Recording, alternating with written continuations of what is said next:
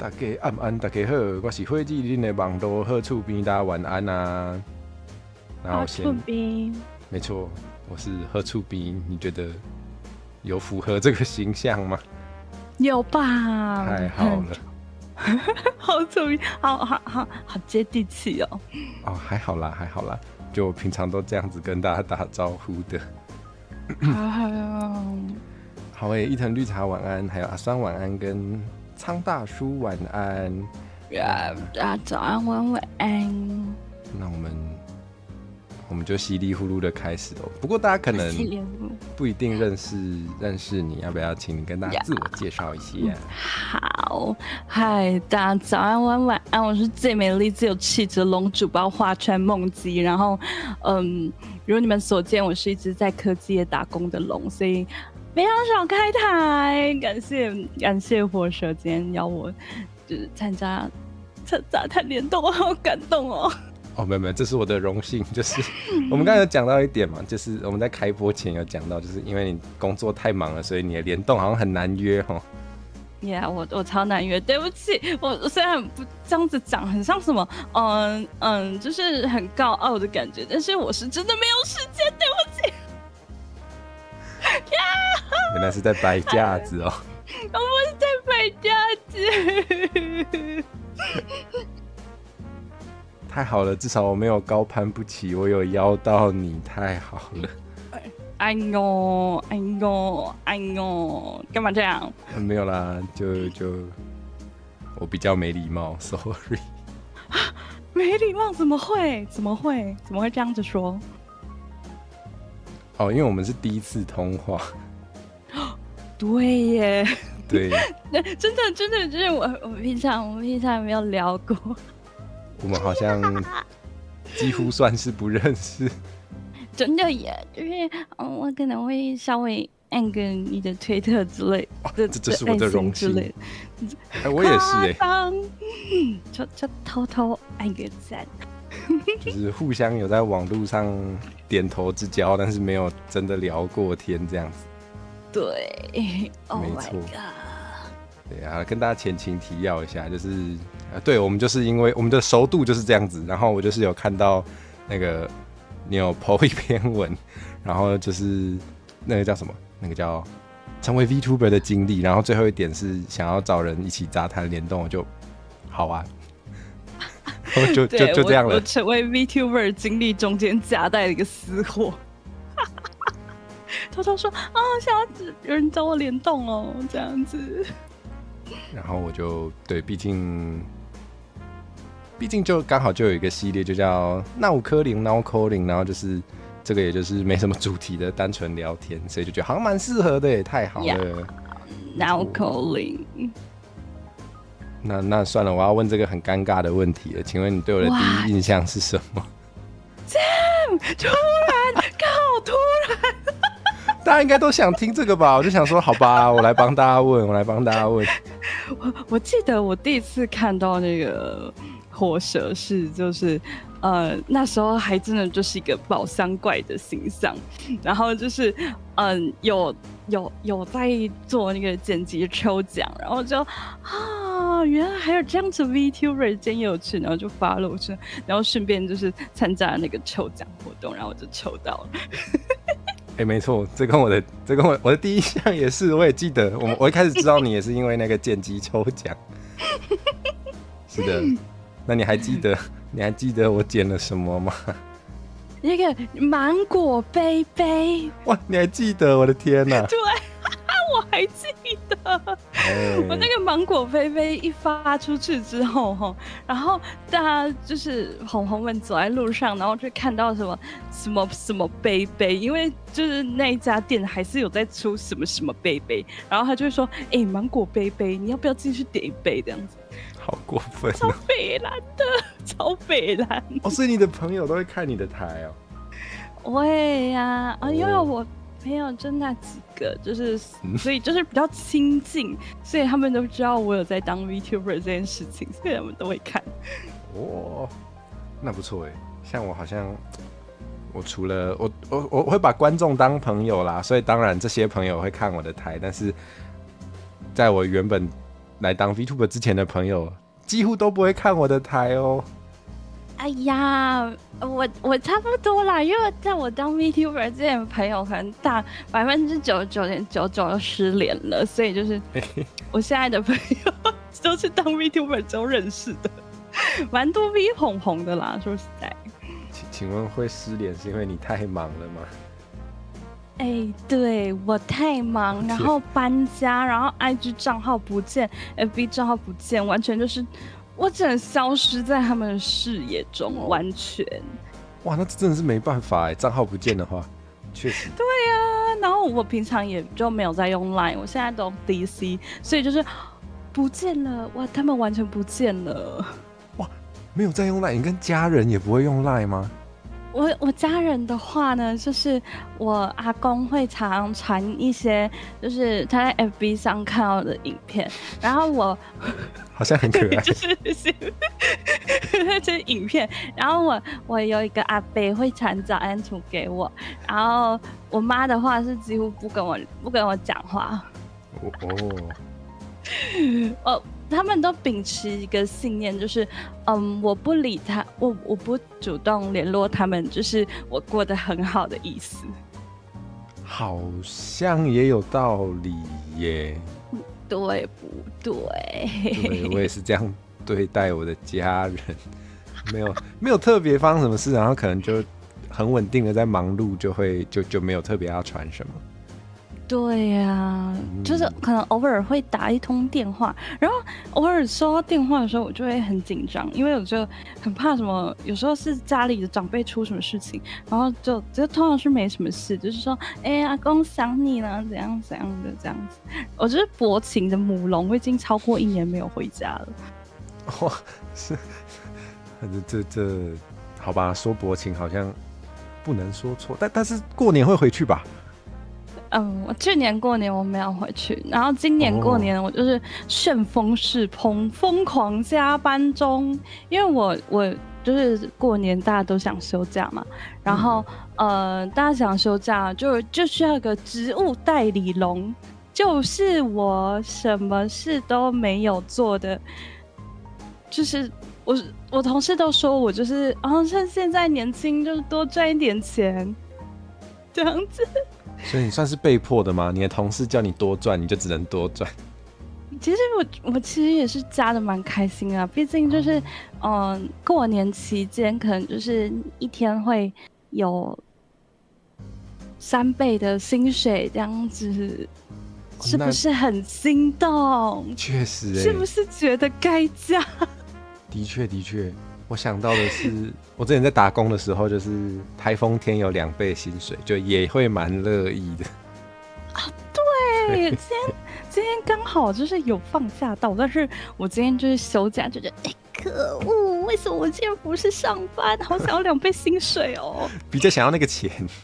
对，就是钱真的是可以收买人心，像是如果没有2倍薪水，我可能就是真的不会想去加班，但是有2倍薪水，我就会加的心甘情愿，就是会主动愿意加就对了。Yeah， 哇，好吧，毕竟我们都缺钱，这也是合情合理的。对不对？合情合理。哇，这真的很突然，但是我突然想到。在西方有一些传说里面，好像说龙喜欢就是躺在财宝或是金子上，请问真的有这回事吗？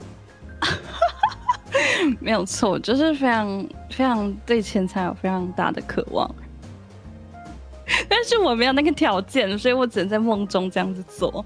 没有办法躺在就是一堆金币里面这样子。对，我只能躺在我那个就是临时买的床垫上面而已。临时吗？听起来蛮克难的。我现在房东的那种床垫就是，我男友常常睡得不舒服，我是觉得还好，就是男友常就是睡一整天之后就觉得腰好痛，背好痛这样子。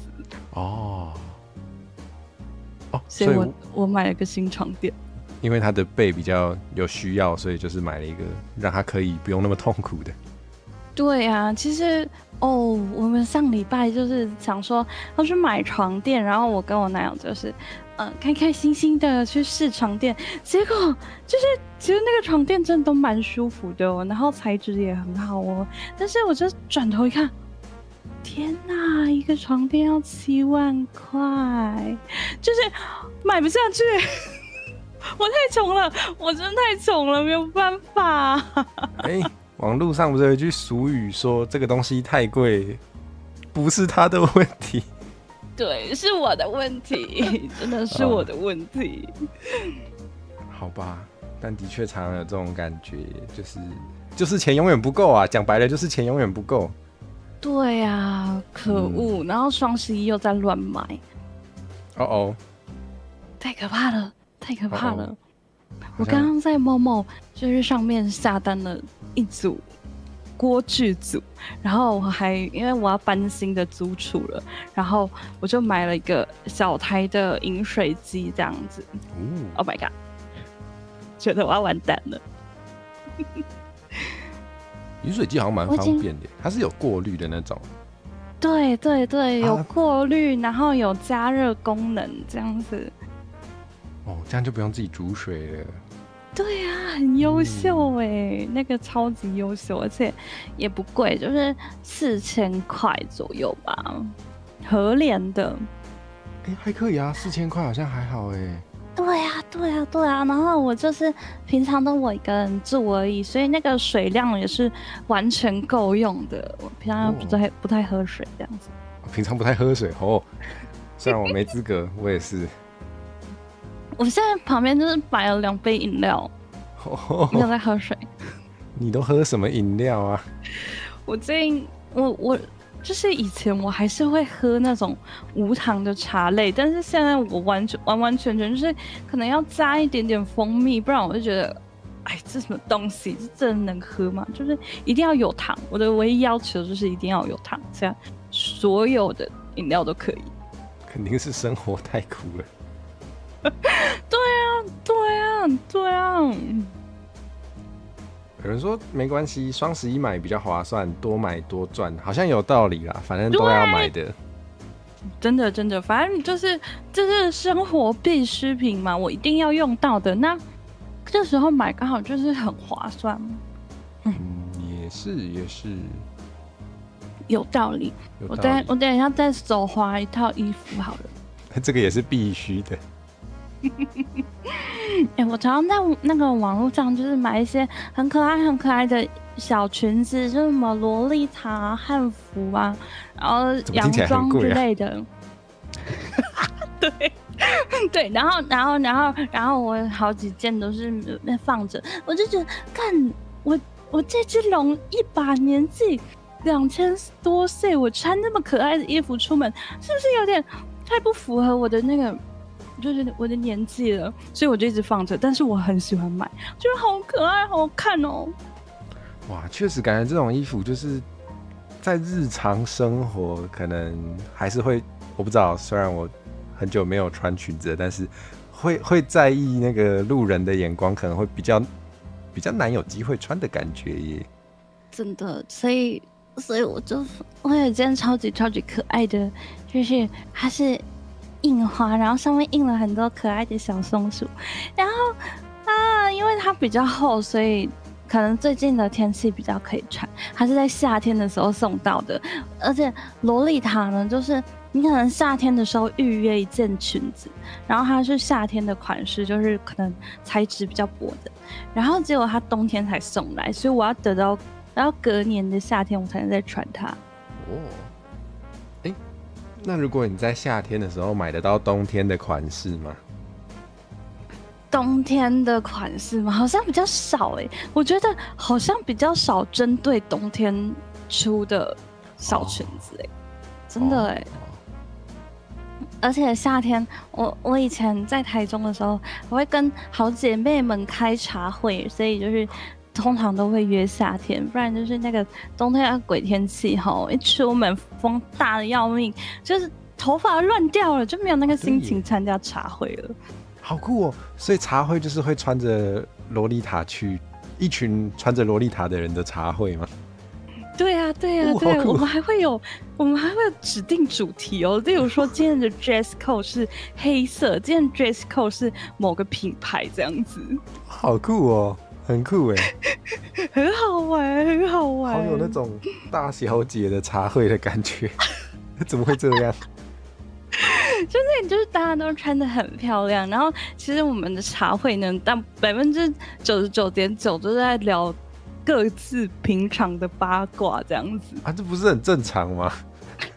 不然茶会要聊什么？聊最近出了什么新裙子啊？我同事怎么样啊？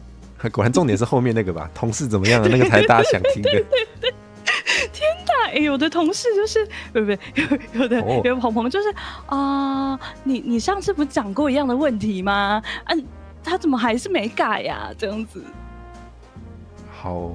好能体会哦，这个才好听。对，我觉得感觉那种什么刚出的裙子，还是什么最近有什么新东西，那种好像在传讯息聊天就可以，但是那种八卦要当面聊才有感觉。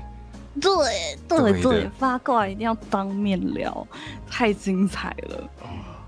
好久没有当面聊八卦了，突然蠢其实我还蛮喜欢听八卦的，虽然我很少跟大家讲。八卦吗？我觉得喜欢听八卦是一件，就是好像是人的本能吗？我不知道这一定是吧？我喜欢听，我就没有看过不喜欢听八卦的人对啊，就别人的故事啊，别人的痛苦啊，总是特别好听。是这样讲吗？对啊，就是非常的下饭啊，对耶，的确。天哪，好没有道德！我们讲这种话好没有道德但是这就是真的美。大家应该也不用在那边装，你们应该也都喜欢做这种事，谁不喜欢？到底谁不喜欢？对啊，但就听，我希望不要成为什么八卦的主角这样子。我觉得八卦就是听八卦，就是可以引以为戒，就是可能要小心怎么样子的人啊之类的。的确。我觉得只要你不是什么加油添醋或是恶意制造一些谣言的话，我觉得都不算没道德啦。因为有时候真的分享这些八卦也是为了某种程度让朋友避雷嘛，就是知道有些人要小心一下。对，我觉得对啊。而且说实在，就是如果不是什么太严重的事情，就是比较不会就是在推特上面公开讲。然后如果是小事情的话，就是会有那种小姐妹群，她就是说我们上次聊天他怎样，真的很鸡掰耶这样子。这个只能偷讲吧。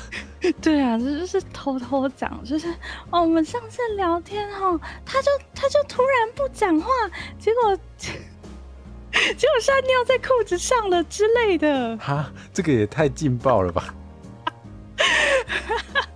看超好笑。嗨，早安，骨头子仓，子仓，你认识他？我觉得有偷关注，因为他平常发的一些影片我都有在看。但是我从来没有跟他打过招呼。嗨，子仓，你现在是我们的全场焦点了。太好了。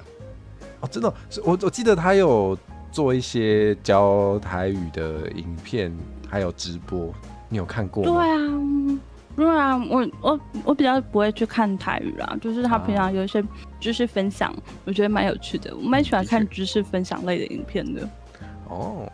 因为我记得子仓的影片的主题其实范围很广对啊，很厉害耶，很厉害。的确，我觉得做影片真的好累。全场焦点，真的，Oh my god！就是有时候心里会有那种想法说，我想要拍怎样的影片，但是真的要实践的时候，就可能发现有一些困难的地方啊。跟我好像就是我也是很常会想到，就会想出一个影片标题，然后就觉得做这个主题好像不错，但真的要做的时候就觉得好痛苦，就又要写脚本，又要拍又要剪。而且我其实有时候会想要拍一些很像生活类的影片，但是又碍于我是 VTuber， 我就不太好意思拍一些就是实际上的手手之类的。我有类似的烦恼，我也是确实，但是就是我是没有想过，就是想要露出龙的本体之类的，我觉得太可怕了。还是会怕还是会怕。就是我真的是非常非常非常的容貌焦虑。这刚刚的是谐音吗？对啊，对啊，对啊。好，请问容貌焦虑的范围包含手部这样子？对啊，就是因为我的手就是有一些伤口，所以因为我工作的时候都是戴着手套，然后就是戴着手套可能没有24小时，对不起，12个小时这样子。好累哦。然后就是可能会流汗啊，然后里面有一些水，然后我的手就开始非常非常可怕。啊，我知道，因为就很像湿疹那类的。因为火嫂的工作也是要长时间戴手套，她是护理师，所以会有类似的。我会知道有这件事情。真的就是戴手套真的会这样子。哇，虽然容貌焦虑。虽然护理师也很辛苦也要轮班，对不对？对啊，所以你的班是会跳来跳去的吗？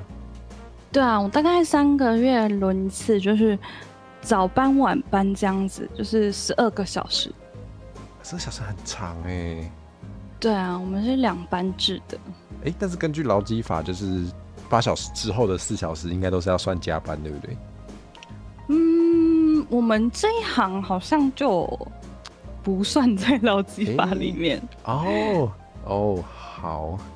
有些行业会这样子。原来如此。但是就是会有轮班的津贴，就是日班的津贴当然是比较少嘛，但是夜班的就是很多很多，超爽的。果然是被钱驱动的，听出来了。没有错。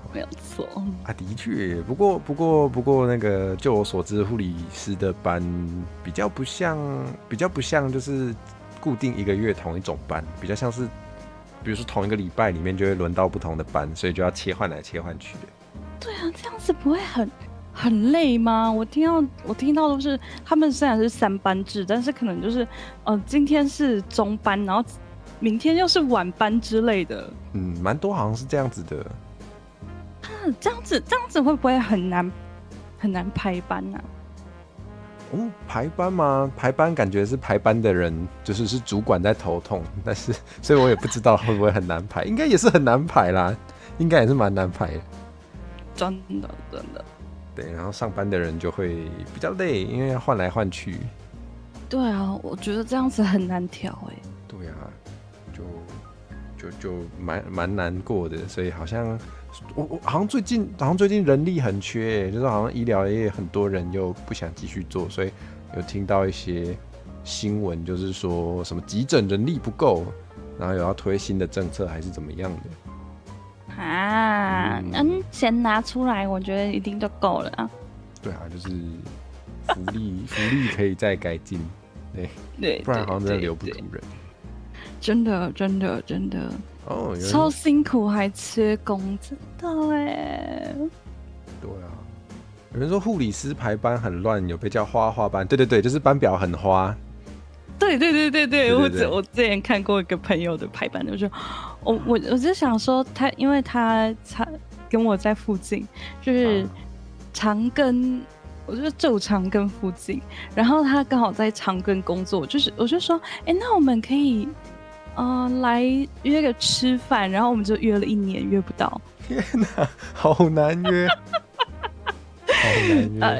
真的难约。是真的。其实我有不小心差点误入歧途，跑去当护理师，就是我差点跑去读护理专业。那你现在有逃过一劫的感觉吗？有，我那时候就是因为我我是原本要填护理跟生物，然后还有一个学校就是预测说我很难上，但是那个专业是环工，然后我就把那个预测我很难上的那个环工排在最前面，然后我就上了。故意这样排是觉得比较酷，还是？就是他觉得我上不了，那我就填填看，然后就好吧，好吧，有点跳痛。命运的安排。对，命运的安排。好，因为我就读化学读到有点腻了，我就想要换口味。所以你那时候就已经是很专精在化学了，但你还是有考虑护理。对啊，我就是对化学有兴趣，但是我就是觉得有点腻，我就是想说，我要不要转看跑道，结果最后还是读理工相关的。所以你有感觉到就是化学有它很迷人的地方，是吗？我还是读得蛮痛苦的，因为环工其实它的化学只有一部分，然后其他一大部分就是也有一点点生物啦，但是就非常少，一点点生物，一点点化学，然后比较多的是环境保护的议题跟那什么法规，环工的法规、治安法规这样子。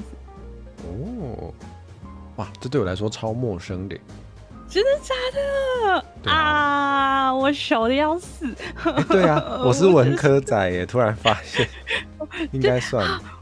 对，我在那个，因为我就是一个理工臭肥仔，我就很害怕，我很害怕我们就是因为我说实在，理科跟文科生的思路差蛮多，我就在想，我们会不会就是不好聊天这样子？不过，是没错，就是好像蛮多人会觉得理科生习惯的思考方式跟文科的会不太一样，但好像之前我有读到，我觉得蛮有趣的一个观点，他是说，就是其实，在比较以前，可能那个社会上就是在教育的时候，虽然那时候可能只有贵族可以受教育，可能多数人没办法，但是他们的教育是不会特别去区分你只读某个科目的，所以比较多会是通才。那如果是这样，在通才的教育下，就是教养出来的人，他可能就是可以用不同的方式思考。你要跟他谈很理科的东西的时候，他也可以用科学逻辑跟你讨论；但是要谈社会科学的时候，他也可以有文科生需要有的一些素养或是思考方式。我觉得还蛮有趣的。我觉得这样很好对呀，像什么达文西呀，对，没错，对，就很厉害。我觉得他真的好帅我真的超帅，但是我就是没有办法，我觉得好像还是会有不擅长的地方是没错，对，就确实好像就是我有一个朋友，就是大学的同学，然后我是跟他高中、大学都同一班，然后他就是什么都很会，什么都很努力，什么都很认真读，但是他的英文不管怎么读都没有办法，就是他的英文不管怎么读就是30几分，他那个人生有一个过不去的地方。对，他过不去的地方就是英文。我的话好像是数学，难怪我跟理科没有关系。我也是数学，我的工程统计我被当了3次。我恨工程统计，工程统计啊，工程数学，微积分我是没有被当，但是工程数学我被当1次，哭了。工程数学感觉是有那个有点恶名昭彰到会被拿来当迷因呢，说什么？突然忘记那是什么迷因了，反正就是大家都觉得很难的书就对了。对啊，然后还有什么流体力学啊？流体力学好可怕听起来就是一个我其实还蛮喜欢看一些科普，或是也不一定要真的到科普，我还蛮喜欢看一些科学相关的教学影片的，但是就是会有那种看完了之后，那个知识通过了我的脑袋，没有留下足迹的那种感觉，但还是蛮爱看的。我们是网路不好。，Hello，你好，完蛋了，我们被台风打击了吗？惨了，等等啊，好吧，怎么会这样？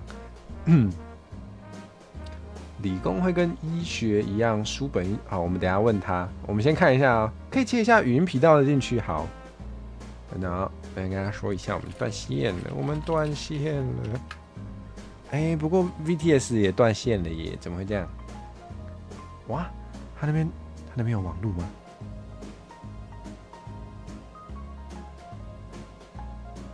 你好啊，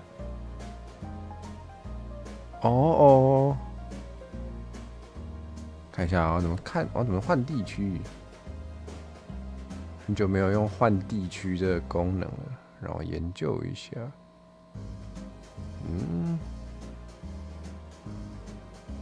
对啊，好像是他那边网路断了耶，真的也救灵哦，那边被台风卷走了，太恐怖了吧？好吧，那就先由我来陪大家聊天吧。大家晚安啊。因为这是联动的关系，所以就比较没有逐一跟大家先打到招呼，不然我来补一下。好，我们刚刚有谁是没有口头问好的？马自里晚安。我等我一下，我重新练一下。Oh my god！ 我的网络刚刚不知道为什么就是突然完完全全的消失了。我们想说你是不是被台风卷走了？欢迎回来。今天虽然放台风假，但是桃园无风无雨啊，有雨啦，一点点就是毛毛雨这样子。我只知道好像台北市好像蛮不喜欢放假的。为什么？我不知道我虽然就是放假吗？我是说他们的市长不喜欢放假，但是他的市民，因为我有台北市的朋友，他昨天在跟我抱怨。桃园都放假，为什么台北没有放假？对啊，好像说新北市有一些地方也有放，所以台北市的朋友非常不开心。新北也有地方放，哇，完了！听说的。我们刚刚聊到有人想问，就是对理科来说，是不是英文也很重要啊？就是理工会读一些原文书吗？可能需要。会啊，但是我都没在看课本。可以这样哦，好像可以。对啊，我觉得虽然是蛮重要的，但是我觉得问题不大。就是可能对我那个朋友来说问题会很大，但是对我来说问题不大。可以有一些基本的英文的通识，我觉得就 OK 了。确实，有时候读原文书跟你能不能流利的用那个语言，有时候是两种事情有时候。对呀，真的啊！而且说实在，原文书就是读生物的话，会发现靠腰都是拉丁文，其实也不是英文。对，其实也不是英文，靠腰。真的，好像没什么太大的关系。很烦就是一些什么病名啊，那种专有名词啊。就很奇怪，对啊，你口语那个胃你都讲 stomach， 然后为什么你要讲病名就变 gastro？ 为什么是不一样的词？为什么？到底在干什么？你想干嘛啦？对啊，可不可以好好讲话啊？可能对那个母语人士来说没差，但是我觉得对我们来说很有差对，太差了 ！Oh my god， 很可怕。对啊，不过好像刚刚我手讲什么忘记了？还有那个微生物，生物类的都是比较偏向拉丁文。我谢谢。那个叫什么？你说学名那些的吗？对啊，学名 blah blah blah。什么？子昌说最喜欢的动物是我根本念不出来，天哪，这是什么东西？算了，好，我觉得我是念不出来。对耶，拉丁语应该没有母语人士，它是一个没有人继续用的，对，古老的语言，好像但是会拿来表演啊，拿来唱圣歌啊。对，我还蛮喜欢。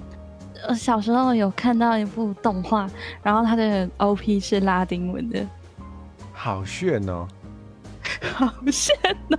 但是我觉得那个可能好像不太适合小孩子看，就是不知道大家有没有听过妖精的旋律？有，我刚刚就在想是这个吗？果然，好像只有看1-2集耶，因为我那时候太小了，所以我不敢继续看。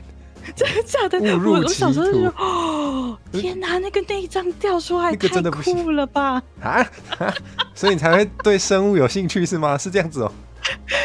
我就觉得，哦，原来人体里面是长这个样子的吗？哇，我要再看一集。那你有解剖过青蛙吗？没有哎，没有哎。如果有机会，你会想。你应该也没解剖过人类哈？对啊，完全没有解剖人类的话，我可能还是会有点害怕。但是如果青蛙的话，可能还可以比较可以接受一点。哦，那你有吃过青蛙吗？有啊，有。哦，你觉得怎么样啊？我觉得它的肉好小哦，吃的好不过瘾哦。它那个骨头很小，要挑骨头有点麻烦。就是虽然它肉质还不错，也没有什么奇怪的味道，但就是有点不过瘾哎。是没错，是没错。这很好笑。陈火说同学叫你解剖青蛙的时候，你把葱姜蒜放在上面，不是啊？解剖就是先把内脏拿掉啊，剩下的肉才能直接煮汤啊。不然干嘛解剖？直接吃。靠腰，直接吃太那个了啦。所以你们解剖完会拿来吃吗？我没有解剖过，我不知道，我在乱讲。可恶！但我觉得蛮好吃的。对啊，我觉得还蛮不错的，但是就是有点不过瘾，它的肉太小块了。希望有那种非常非常非常大只的青蛙，好想试试看哦。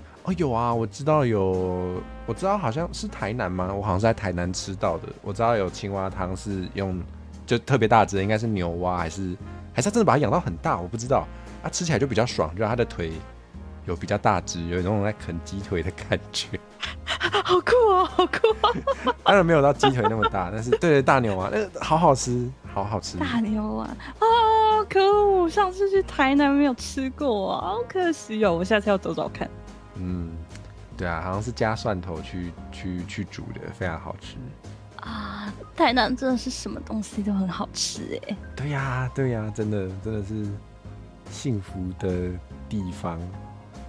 对啊，为什么就是同样是在台湾新竹的东西就那样子啊？我是不知道啦，但是有那个新竹的朋友跟我说，新竹最棒的美食就是连锁素食店。完了，至少跟我讲个海瑞贡丸啊，什么连锁素食店，至少跟我讲城隍庙啊。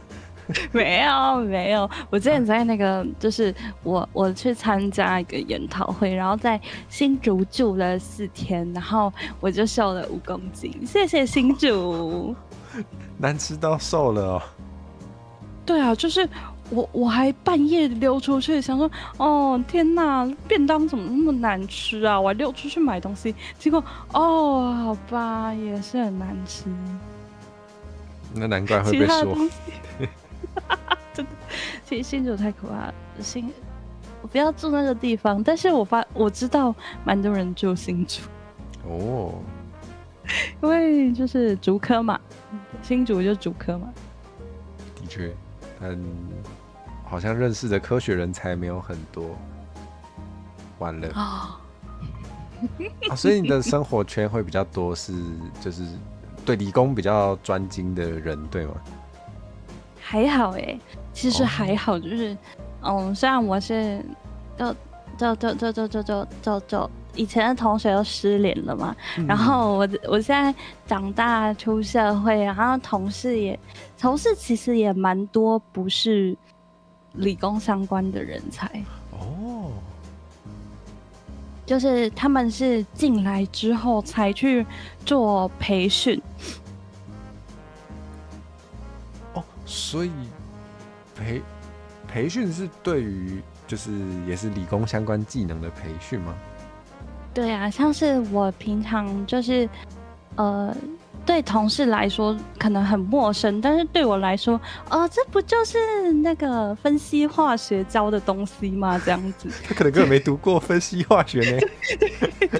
对，就是因为我是实验室啦，其实我是在实验室，然后就是我会需要分析一些场内的用品，场内的可能空气监测啊，然后化学品监测这样子，然后就需要用到一些仪器。对同事来说，就是干这什么东西呢？但是我其实就是有学过，虽然有学过，但是就是学的不多这样子。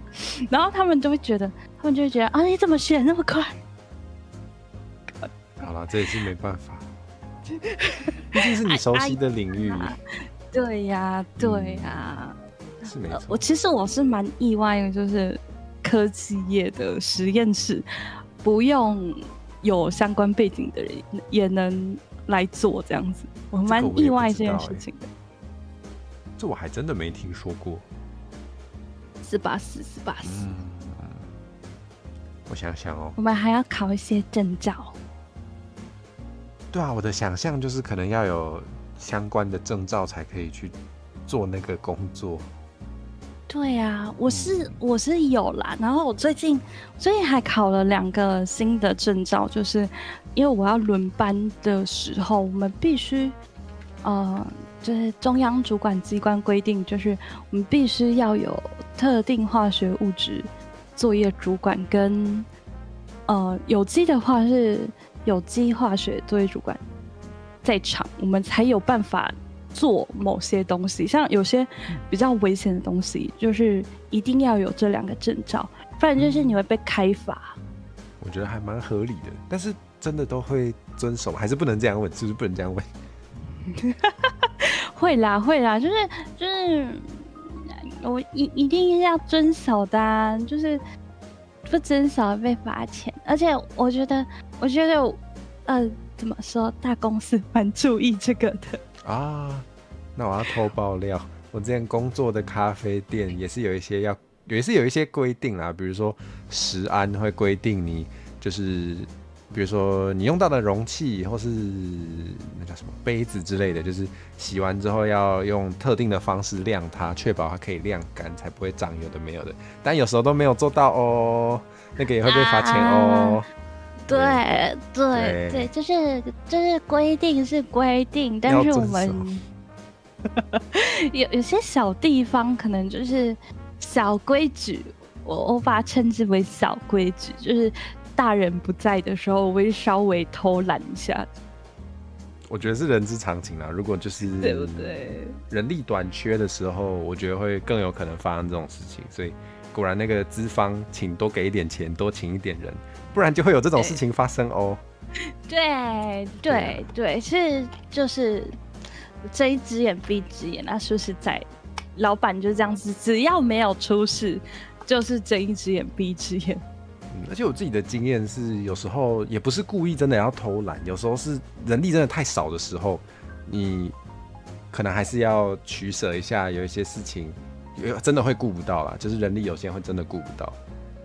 对啊，真的，而且规定那么繁琐，真的没有那个时间去管那些。对啊，而且有时候就会规定说什么比如说你这件事情你要什么有3个人检查过啊，你根本就凑不出3个人，有时候会有这种状况哎。对啊，靠腰，我们整个夜班就2个人，是要怎么第3个人？对，会有这种事情，然后这种时候就会很生气，就会请资方多请一点人，不要那么吝啬。对啊，靠腰。对啊，好气哦，然后我就离职了，耶！现在换我当资方了，我雇佣我自己啊，自己爽就好了，自己当自己的奴隶，不用付薪水，太好了。自己当自己的奴隶。我有时候就在想，就是工作的时候那么累，真的是我想要的生活吗？有时候会这样子想哎。我觉得会耶，我之前在还没离开咖啡店的时候，真的会，就是会想说，下班之后还是想要做频道，还是想要跟大家分享，可是我就没有力气，我就觉得上班已经把我的精神抽干了，我要数掉了。真的，但是我转念一想，就是说，我如果不继续认真做工作的话，我可能没有办法维持我的生活，因为就我自己一个人住，就是说实在，我觉得我的开销真的蛮大的。如果当 VTuber 的话，就会多出一些不是 VTuber 的人不需要的开销哦。对，真的，而且一个每个月委托就是可能就是几千块，然后广告费又是几千块，干。哦，对啊，如果有在稳定投，我是觉得其实要投广告啦，虽然我最近都没有投，但是有稳定投真的是就会有一个固定剧组。对啊，就是，而且有时候就是觉得，这支成效蛮好的，那我可能就多投一点点，然后就有点可怕。对啊，我看很多大尾的都有在投，就好像该投啦。该啦，我觉得有投有差，就是数字增长之外，就是还是会多一些观众，虽然就是我比较少在开台，但是还是会多一些。而且我觉得刷那个叫什么？要说存在感嘛，好像也不是这样说，多曝光，大家会就是可能会有个印象知道有你，然后你开台的时候就会想看一下。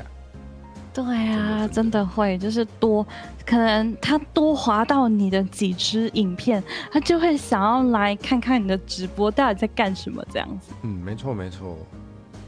而且像我们个人是可能，因为企业式的话就会有那个相推的这种效果，就是可能看一看就会知道有你这个人，那个人是就没有，所以好像去刷一下这个曝光，就是存在感的话，然后就讲刷存在感还真的蛮重要的。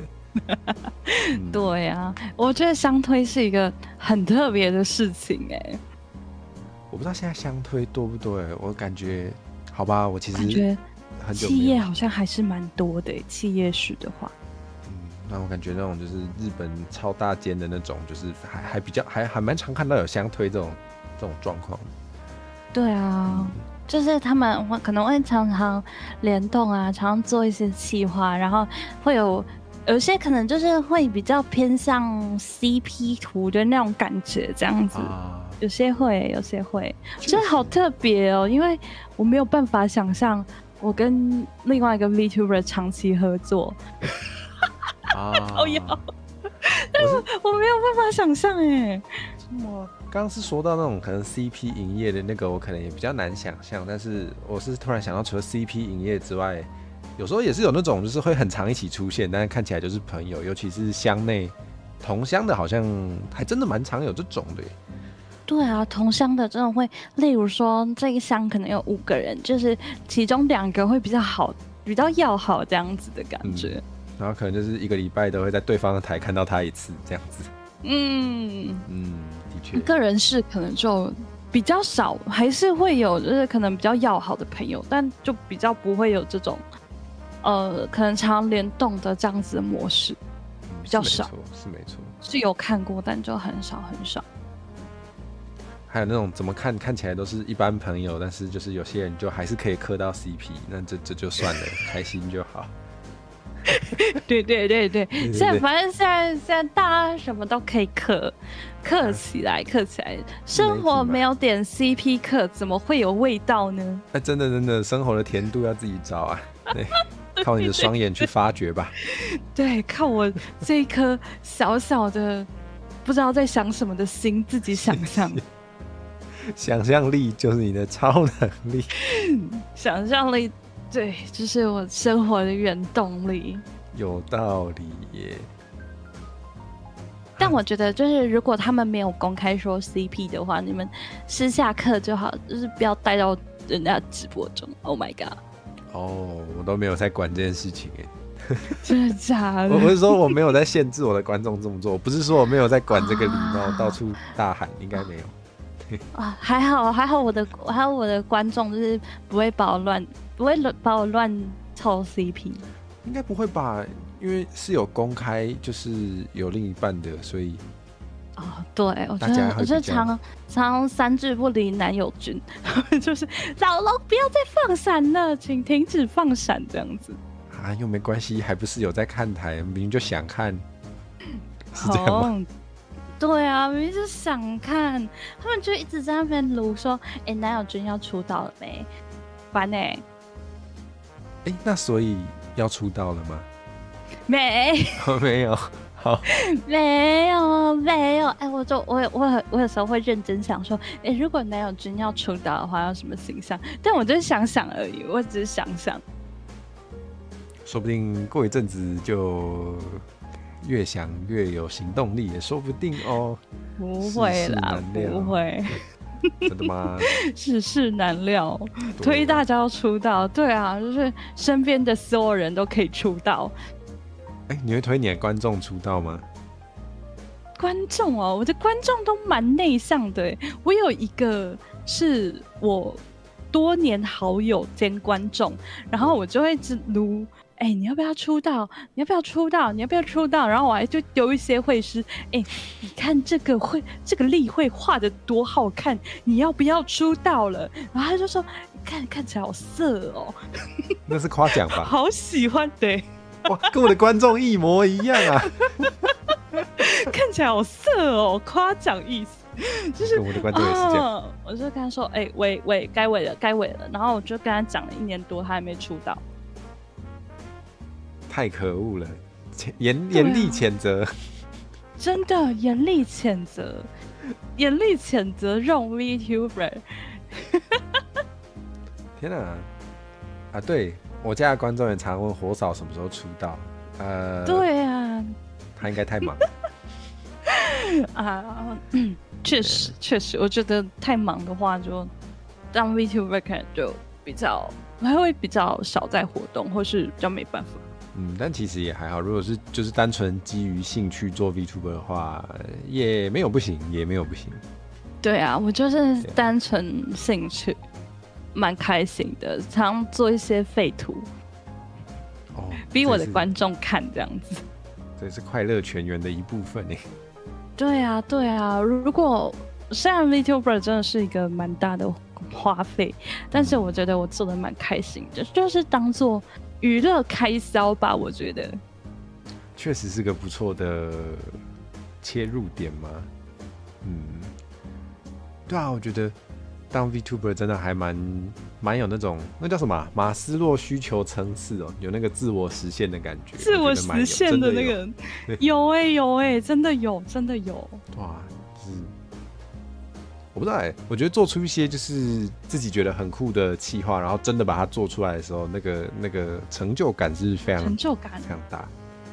对，然后就是可能自己发的某些东西，然后得到大家的夸奖，就会真的有蛮开心的感觉。真的。那各位观众，如果你有需要满足自我实现需求的话，可以出道哦。出道，谢谢你们。如果需要出道的话，我可以就是分享一下我的宝藏会师之类的。可以啊，你要现在立刻分享，我也是没有问题。现在立刻分享的话，可能很混乱。好，那我们没关系，反正对耶，我有在那个说明栏有放上花川梦姬的频道，所以大家如果还没订阅的话，先去哦。那我不知道你之后会不会在直播分享宝藏会师，那就可以耶，我觉得可以。好耶，如果我有空的话，好啊，有的话大家再记得去看一下。平常直播真的是讲废话直播大家不就喜欢讲废话，就是大家喜欢听主播讲不一定很重要的话。对啊，我觉得对啊，我平常都在干什么啊？真的很少直播。我以前就是比较闲的时候，就是还没有进科技业的时候，我蛮常直播游戏的。然后我现在就是没有在直播游戏了，很少，就是可能工商一下这样子。好累哦！是因为根本没时间玩游戏吗？对啊，就是我1个礼拜才直播1次而已，是要播什么游戏？游戏玩不玩？真的是可能人杂谈了是吗？对啊，我就是常讲一些杂谈啊，讲废话而且我推特很喜欢发废文，所以我就是有时候杂谈就是逼大家看我推特的废文，因为我推特就是我推特的客群跟我的直播的客群好像是完全分开的。他们有些人不会用推特，所以我就是可以直播的时候，逼大家看我的推特。太好了。不过好像推特有时候真的是要发废文才比较会有流量哎，怎么会这样？对啊，就是我随手发个废文，然后比我的直播通知啊，比我的企划宣传啊，流量高上100倍不止这样子。啊，这是真的，真的啊！推特都推一些废文，大家想看一些小废文。对啊。有观众问，对观众来说，出道即毕业是不是好选择？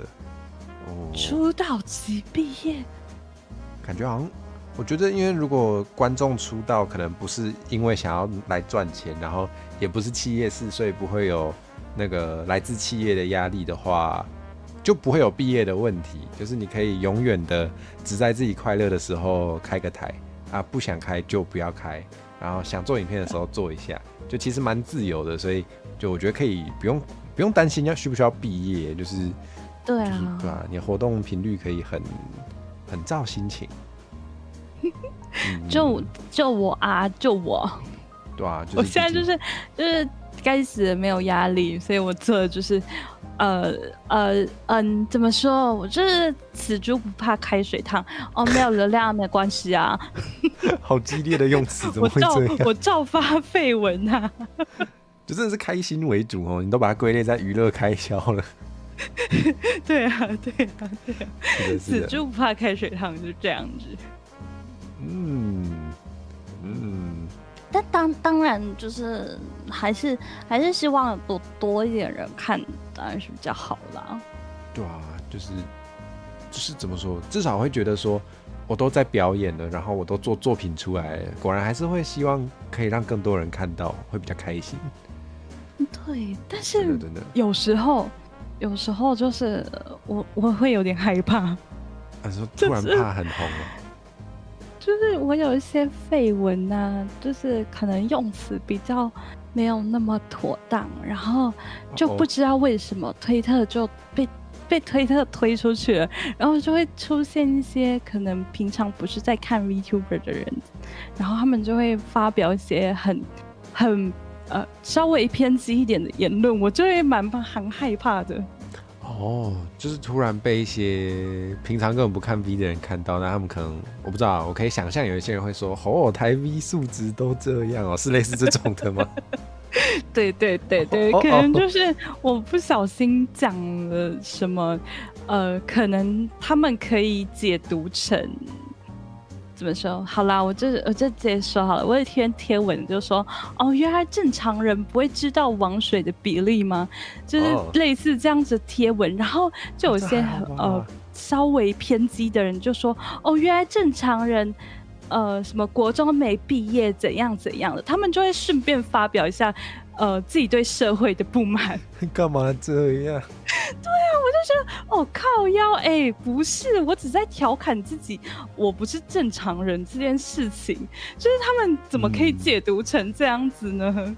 对啊，我也觉得就是可能多数人如果没有继续在理工方面钻研的话，就是他有学过啊，但是他会忘记啊，这不是很正常吗？对啊，这又不是什么生活方面的知识，我觉得忘记是一件非常合理的事情，就完全没关系啊。让我想起有一句忘记是哪个名人的名言了，说就是所谓的教育呢，其实就是真正重要的是你从学校离开之后，你把那些知识忘掉之后留下来的东西，我觉得好像还蛮有意思的，就是你可以忘记那个王水的比例。但是你可以记得怎么好好跟别人讲话哦。对，你可以记得什么好好跟别人讲话，你可以记得就是处理一下自己对社会不满的情绪，不要随时外放，或是就不要那么攻击性吧，就是感觉这样讲没什么建设性，单纯就是很呛。真的，我就是我没有想到，就是我只是。可能抒发一下我自己的心情，然后就突然出现一个路边乱吠的野狗的那种感觉，好凶哦！完蛋了，知道他们会不会看到这个。我有时候就是会觉得有一些酸民，有一些就是可能网络上的偏激分子，我都会把他们心里把他们当成路边野狗。对不起，对不起。我们这个心态还蛮健康的啦。就是就是他废他的好啊，没关系，按个赞。你还按个赞呢？按个赞，然后有时候。可能 YouTube 出现这些贴文的时候，就是出现这种留言的时候，我会置顶。哦，要，那种越替他感到丢脸的，越要帮他置顶。对，让大家看看你有多丢脸，你要丢脸，好啊，置顶，大家都可以看到。原来你也是我要措辞要正确，才不会被骂。也是蛮会处理酸民的耶。就是怎么说？毕竟我也出道2年了嘛，是刚开始我是真的比较不会面对这种，但就我刚才所说的，我觉得现在是死猪不怕开水烫，你们要怎么讲就怎么讲。我觉得蛮多，就是其实不要太放在心上。对啊。如果他太没有建设性的话，就不要放在心上。对方也没有把你放在心上哦。对呀，人家没有把我放在心上，然后呢，只是随口废了一声，随口喷了一句，我就在那边伤心半天，不值得，超亏，真的不值得。对啊，亏爆。他只是喜欢到处乱骂人啊，刚好滑到你而已。对，他只是喜欢到处废而已。对啊，这种时候有人说讨厌你的时候，你就要说谢谢你的讨厌，但是我已经有讨厌的人了，没有办法讨厌你。对不起，我已经有更讨厌的人，你不值得我讨厌。真的不值得，真的讨厌还蛮费力的，真的是不值得。对啊，对，没有错。对啊，对啊，你刚刚这样一讲，我突然想到，就是因为我之前有做一些影片内容，就是跟台语比较有直接关系的，然后有其中几支也是莫名的流量成绩比较好，然后就你知道，只要他的成绩特别好，就会有酸民出现。台语相关的酸民是不是也是蛮偏激的啊？有一些酸民就会说什么你这个台语怎么讲这么烂，然后我就想说哈啦，我考过检定哎。有时候要拿那个出来压人，你知道吗？对，你可以把那个检定甩在脸上。要，就想说哈，你也只是打字，我也不知道你会不会讲，是想怎样？对啊，而且台语我觉得是一个非常非常非常特别的语言呢，就是它的区域性蛮强的啊。对啊，所以其实会学不完呢，学不完。对啊，没错。对啊，有人说那个台湾人光是打字讲话都会被嫌弃，因为那个我的影片有时候会用到台文啊，有些人就是看到台文就过敏就不爽，所以也会有。对，为什么啊？为什么啊？想说啊，我就写我的，你可以不要看。对啊，我之前就干嘛特别停下来？而且如果我不知道，就是你有没有用那个手机版的那叫什么 YouTube Studio 吗？就是那个后台，然后有啊。就是如果有新留言你没有回的话，他就一直在那。对，超烦的。有时候就想说，这种酸民不知道要怎么回。然后我最近想到一个方法，我觉得超废的。我最近很认真在收集复制文，我就想说之后我遇到那个酸民留言，我就贴一个复制文，随便回一下，看起来很好笑。靠腰，这个方法不错哎。我最近捡到我最喜欢的复制文，我必须念出来跟你分享。就是好。我觉得你会这样想，一定有你的理由。但是你知道吗？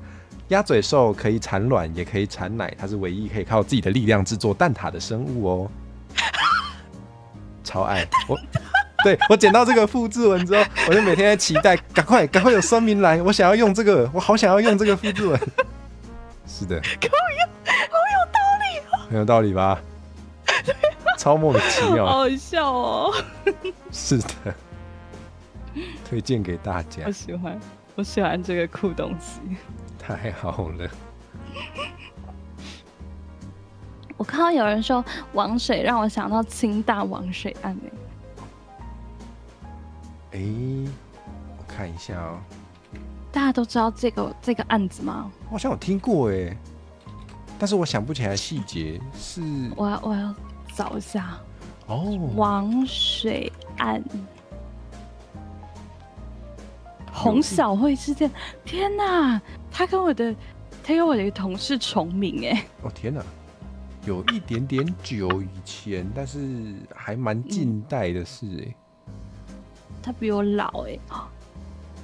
哦，大家好像都蛮常听到这个事件，就是听到王水，就是会想到知道这个事件。对啊，蛮多人。2024，Oh my god！ 有在关键时刻就是他们有讲过这件事情。对，有哦。天啊，好恐怖哦！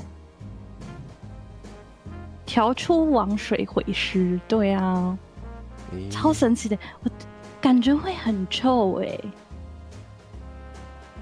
王水也算容易取得吗？就是硝酸跟盐酸，如果它在实验室的话，是蛮容易，就是这算是非常非常常见的药品。它原本的用途是熔金属。我不知道哪些产业会用到反正是科技业的话，比较不会用到这个东西。原来如此。王水。有时候感觉依据职业类别，真的是可以取得一些很特别的危险物品呢。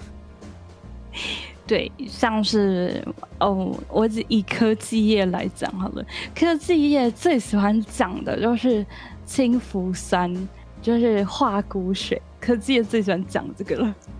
好耳熟哦，可能我看了很多，就是会那个知识会小说之类的，或是知识没有经过我的头脑，经过我头脑但没有留下来的影片，所以好像听过这个。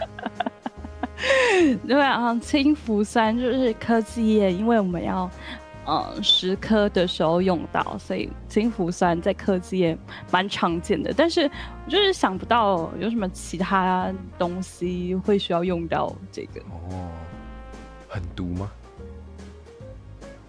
就是它如果碰到你的手，就是低浓度碰到你的手，你就是不会觉得有什么被硫酸腐蚀的那种痛，但是它会降解你的。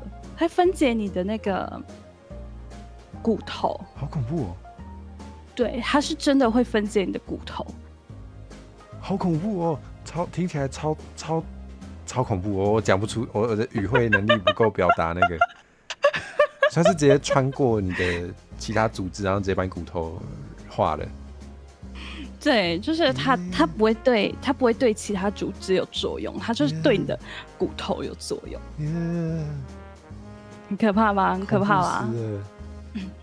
连玻璃保存都不稳，就是氢氟酸，因为氢氟酸会腐蚀玻璃，它会腐蚀玻璃，所以它不能用玻璃保存，可能就是用 PFA 之类的。PFA， 我的字典里没有这个词，等我一下。那个隔行如隔山，对，是塑胶，反正就是塑胶，用塑胶瓶保存这样子。因为我平常就是会需要用到这个东西。有这个小故事，好像有听过。波尔在二战期间要躲避那个某个党的搜刮，所以把奖章熔掉，离开后再驻海。我好像听过这个故事。哇，好聪明哦！很聪明，很聪明。对啊，哇，可以哦。历史小知识，感觉会被侦探小说拿来改编耶，不知道为什么有一个这种感觉。对啊，感觉这个很适合写进侦探小说耶。对，莫名的。虽然那个侦探小说感觉很常用一个把戏，就是冰做的武器会熔掉，这感觉有点玩烂了。对啊，我觉得冰做的武器，如果你要把它做得很利的话，怎么说，蛮不实际的，就是冰的话，因为它放在室温下太容易溶解了。如果你要把它做得很尖很利的话，是蛮不容易保存的。融一下。我很认真想过这个问题，所以只能做那个嘛，只能做钝器这样。对啊，可能就是一大块冰块，然后砸在他头上，钝器致死这样子。还是那个融化的水直接把它淹死，可能比较快。对啊，我觉得那个太不实际了。我觉得用冰做武器太不实际了。的确，如果你要做什么利刃的话，可能必须很薄，那应该蛮容易碎的。对啊，然后蛮容易，就是你刚拿出冰箱，靠腰它就融化了，这样。对方再拿出吹风机，没了。对，好好看哦，直接融化。真的，好笑啊！所以你平常也会看侦探小说是吗？我小时候蛮喜欢看的耶，但是长大我就是可能专注力比较没有那么强，我没有办法认真的阅读完一段文字。我觉得要读完一整本小说本来就蛮吃力的。对啊，就是我可能推特上的长文，我都会想说打那么长谁要看这样子，所以我就我常常就是我不吃瓜的原因之一，就是我比较少在吃瓜，就是因为有时候那个瓜文真的蛮长的，我需要就是连那个懒人包我都嫌有点长。吃瓜很麻烦，有时候你单看一篇文，你还看不懂在干嘛，你还要去看好多篇文。我又不是在读文献，看那么多干嘛？真的，然后有时候可能受害者 A B C D， 然后我就是记不起来 A 是怎样 B 是怎样，我就是记不起来耶。所以我觉得吃瓜其实虽然我蛮喜欢吃瓜，但是吃瓜对我来说是一件就是蛮耗心力的事情。是不是又回到那个就是八卦果然要当面聊？对啊，你就不用看一堆字了。真的。那突然不知道什么先辈知识，还可以赶快问一问。那当面真的好方便哦。对啊，当面真的好方便哦。用一个泡水然后拧紧的毛巾做成冰棍的话，好像有听过这个做法然后它融化之后就变回普通毛巾。好酷哦！这个手法就有趣了。对啊，没有试过没有试，没事不需要试吧？请不要在这里说出来。我就有时候就是好奇一些就是网络上的小知识，然后我就会很认真的去想说，这个方法可行吗？就是脑袋都用到这些地方去了。怎么好像有这种节目啊？什么留言终结者是叫这个名字吗？就是有一些奇怪小知识，那真的超好看的，好爱看，太好看了。对啊，太好玩了，太有趣了。就喜欢看别人做实验，自己不用深入险境，真的。而且他们是可能有一些比较可以测量的仪器，就可以有个数字，好玩。或是有一些就是平常一般人很难取得的东西，果然还是要看这种影片。像什么？对呀，那个叫什么？好玩。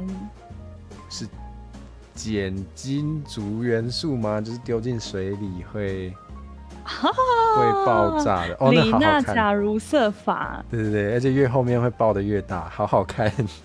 好好看，好喜欢看这种火爆场面。对，我好像是在我国小还是国中的时候，理化老师就好像知道有一个，他应该是 YouTube 频道吧，好像叫 Brainiac 还是什么的，反正就是也是会做一些化学实验。对，然后就给我们看那个把法丢进浴缸里面，那浴缸都是水，然后那浴缸整个爆开，好好看，好好看，好好玩哦！真的。推荐大家看一下大场面。对啊，哇，他怎么弄到那个元素的？不知道呢，感觉我也不知道怎么取得。果然是那个嘛，比起看台 V 爆炸，我比较喜欢看碱金族元素爆炸，比较好看。完蛋，乱讲话。好玩，好。其实有些事情就是怎么说，我不太知道为什么会爆炸。不知道，因为我没有很用心吃瓜，所以我也是都没有放在心上。对啊，有时候就是我有滑到那个瓜的贴文，但是我就没有看。然后鹏鹏跟我说：“知道那件事情吗？”然后我就说，我就反正说啊，哪件事情？什么事情？发生了什么？就是我明明有看到那篇文，但是我就选择无视，因为字真的太多了，然后人真的太多了，我没有办法理解。默默的就跳过它。对对对，然后就是可能我理解这件事情的时候，就是可能鹏鹏口头转述这样子。果然八卦就是要当面聊。对呀，对呀，真的八卦推荐当面聊，但是我身边朋友都没有写八卦。哦，比较想要朋友的八卦，对吧？对啊，真的真的，但是有时候就是会怎么说，就会觉得天哪，他们怎么又这样？就是有时候听八卦会听到有点生气。还是说就是同样的坏毛病一直不改就会生气啊？的确，对，然后就明明他们双方都知道这样子不行，然后他们还是继续这样子做。What the hell？ 到底在干什么？然后就是气死我，听到这个就会生气。也许他们就享受这个过程吧，我也不晓得。对啊，对啊，我就是心里就在暗暗的怀疑，他们其实就是享受这个过程吧。对啊，明明就一个愿打一个愿挨，那个被打明就很开心，不要再装了。对啊，不要再装了，不要再跟我抱怨了，你明明就很开心，你们两个其实都很开心吧？哎、真的会耶，有时候有些人的抱怨真的是那种炫耀式的抱怨。对，我就是想要不要跟我讲话，不要再跟我讲这件事情。你生活中还有什么其他有趣的事情吗？我会这样子就是你为什么每次我们讲话你都讲这些啊？好凶哦！你真的会直接说你生活中没有其他有趣的事情吗？你真的会这样讲哦？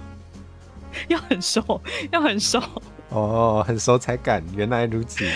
对，不熟的话我就好不然就是直接不回他，比较常会直接不回他。就是我觉得太，就是可能再继续讲下去我会生气，那我就放下手机，我去玩我的游戏，不然就是去做其他事情，就不理他了。I 人就是这样子，就是对，I 人就是会随时消失的人。哎、真的，就有时候就觉得没有那个想要社交的动力的时候，就会果然还是想要自己躲起来玩游戏。对啊，就是明明前一秒我们还在秒回对方讯息，然后下一秒直接人不见，因为我跑去玩游戏，我觉得突然累了。这很正常，这很正常。对啊，就能量用尽，谢谢拜。对啊，就是我觉得好像其实说 I 人 E 人，就是对 E 人来说，可能社交比较是在补充能量，但对 I 人来说比较是消耗能量，所以要社交也是做得到啦，但是就是还蛮费力的。对，就是我需要花出精力来社交。是的，所以会没电也是正常的。对，但是我觉得就是现在网络上蛮多人把 I 人跟那种不太会讲话的人就是混为一谈。对，不一样。对啊，完全不一样。对，不一样，真的不一样。就是 I 人不代表可能有社交障碍，我们只是比较少在社交而已。对啊，我其实蛮常说我是 I 人，但是都没有人信。对，你刚刚好像也不相信嘛？对。我们在开播前有讲到一点，我吓到 ，Oh my god！ 你真的是 I 人，我不相信。就是对我来说，可能独处才是真正在充电的状态啊。但我还是蛮愿意社交的，因为对，这个我只有跟你讲，还没跟大家讲，就是那个啦，为了蹭流量，我什么都愿意做。蹭流量，没错，这超好笑的，很真心呢，没有在开玩笑呢，真心，很真心。为了完成我的阴谋，必须获得流量，所以我会努力的。我觉得就是对我来说啦，因为我也是 I 人嘛，对我来说就是要邀请朋友，就是可能联动啊。特别是不熟的人，第一次讲话的人联动，对我来说就是我需要做很大的心理建设，我才有办法送出我的第一个讯息。确实会，我最近也在想办法克服这件事情，就是要送出邀约之前，真的都还是会有一个坎要跨过去。对，还是会。这时候就好想要经纪人哦，就是如果有人可以帮我记这些就好了。对啊，真的哎，但是就我养不起经纪人，还是自己来好了。个人是没那么多钱，不要想啊。对呀，我就赚不到那么多钱，我还是请经纪人，是不是给自己添堵啊？而且我会觉得经纪人也不敢请太便宜的。对啊，对啊，对对对，就是而且说实在，如果真的要我请个经纪人，我还真的不知道请谁耶。而且还会需要磨合，就是对对，这个需要密切这合作。种事情，真的就是我觉得经纪人最近就是蛮红的议题，就是 VTuber 的经纪人。对啊，这个就是我没 follow 到了。对，最近大家都在聊就是 VTuber 经纪人这件事情，因为就是最近有一个乡他们要出道，然后就他们乡的人蛮常提到经纪人的话题，然后那些贴文的流量蛮好的，所以就开始有人在谈论经纪人这件事情。好，但是我对这个我是有看到一些相关的讨论，但我没有很直接的 get 到它是一个最近很 trending， 完蛋我的中文不够用，很被大家讨论的话题。就是比较最近比较是就可能比较没有那么红，但是还是就是大家最近在讨论的，真的蛮多人在讲的，就是自己请不请的请经纪人啊这件事情，反正我是请不起啦，就只是敢想想而已。而且我觉得虽然我有经纪人，但是我也是需要跟经纪人沟通的吧？对，是的，好困难哦。我自己感觉想要经纪人的理由就是，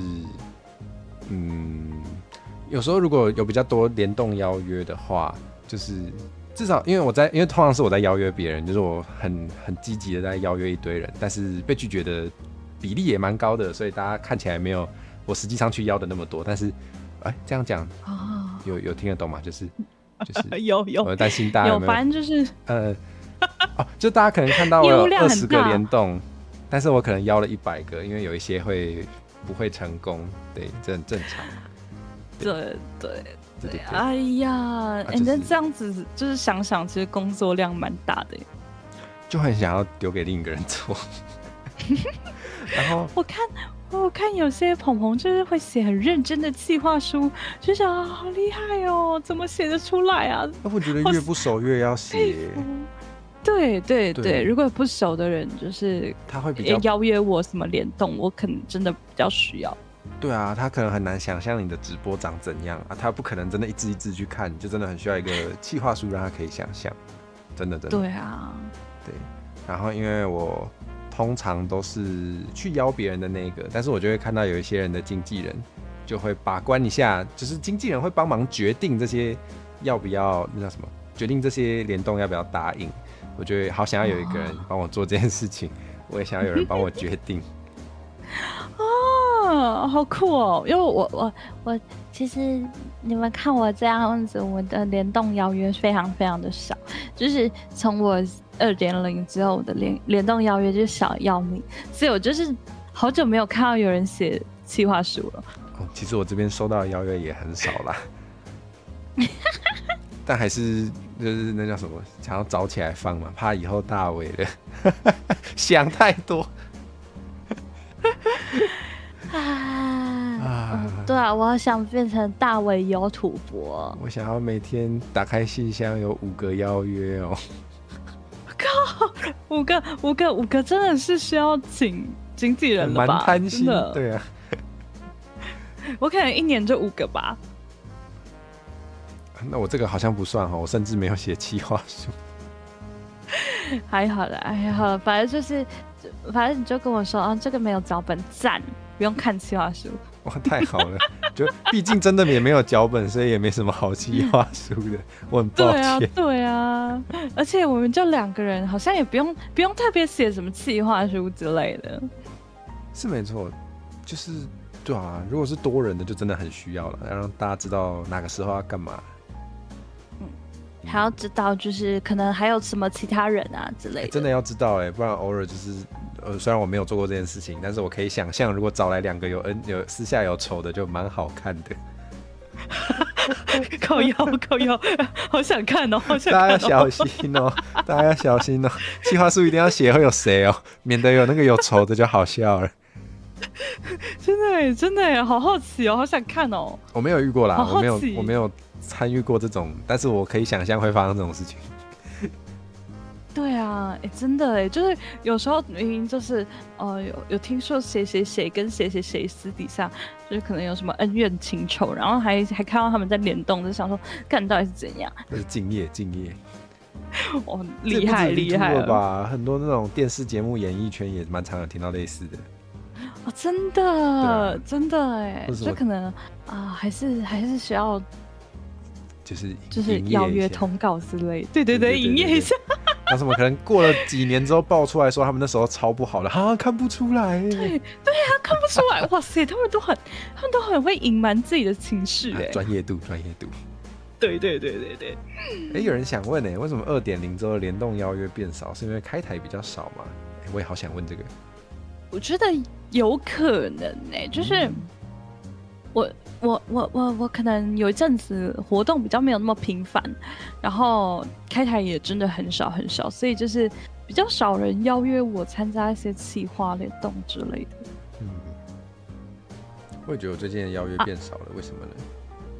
为什么呢？是我做错了。对啊，我以前很常看到有人在揪那种可能就是鹅鸭杀之类的，就是会比较多人。然后对啊，然后现在都没有人邀我哇，怎么会这样子？连20几个人的大联动都轮不到我了耶！太过分，可能大家觉得你忙吧？会吗？真的，我有一次就很直白的跟鹏鹏说，你为什么都不邀我？你都邀别人玩游戏，都不邀我，没关系啊。然后他就跟我说，啊，你就很难约啊。但我觉得有时候直接表达这个想被约也是蛮重要的。对啊，所以有时候就是他会问我。你什么时候有空玩游戏吗？然后我就跟他说，我可能要下个月才有办法联动哦，然后就不找我了。是吗？但我觉得联动，好吧，我觉得不太一定，但是联动我感觉有时候也是会约隔礼拜的，但是我觉得约下个月也是算正常的范围。对，可能每个人习惯不一样吧。正常。我觉得对啊，我都会就是可能敲好之后，我就会把它记在我的那个行事历上面。要的。对啊，我觉得有时候整理行事历好疗愈哦。真的哦。我觉得会，有时候很烦啦，但是整理完就觉得蛮疗愈，就会知道什么时候要干嘛。我会把我的就是大大小小的东西都记在行事历上面呢。你说的小是小到吃饭吗？小到吃饭是不至于啦，就是可能小到就是可能我有一些线上课程快要到期了，我就会写说它要到期了的日期之类的这样子。不错都会记在上面。不错像我最近觉得这是一个蛮方便的东西，有时候真的蛮需要提醒一下自己的。就我最近也在研究怎么样可以让自己在就是同样的时间内做更多事，然后有一个技巧就是叫做，好吧，它原本只有英文，我不知道中文是什么，它英语叫 time blocking， 就是你先把那个时间段你先把它画起来，然后你就比如说你就决定，比如说我好了，比如说我就决定明天什么下午4点到6点我就是要剪片，然后6点到7点我就是吃饭，然后7点后我就是要干嘛，然后会真的会写比较细耶，会写比较细，真的很详细耶。对，但我自己试试看是觉得好像还不错。天哪，我觉得我需要哦，就是我可能休假的时候我没有很认真的在规划我这一天要做什么，例如说我可能想说我今天要做什么，就是可能我今天要去银行啊，但是我就会可能我们没有规定自己的时间，可能下午1点去，有可能4点去之类的，反正就是看我自己心情这样子而已，我没有很认真的在规划。对啊，有时候我就感觉有比较具体的设定细节之后，好像比较容易做，比较容易做到这件事，好像就是感觉会比较有效的利用时间呢。对啊，我有听说，反正这个是道听途说，反正就是会有那种什么心灵鸡汤，就会讲说什么那个谁谁谁哪个很有名的谁，什么就都很做细化，还会以15分钟为单位决定好自己要干嘛。我是不知道真的假的啦，但听起来很那个很鸡汤，我也不知道真的假的就是常看到就说什么比尔盖茨行事历之类的，对，好多这种的，但有时候也是可能有点贩卖焦虑啦，就是。我也觉得，就是我可能。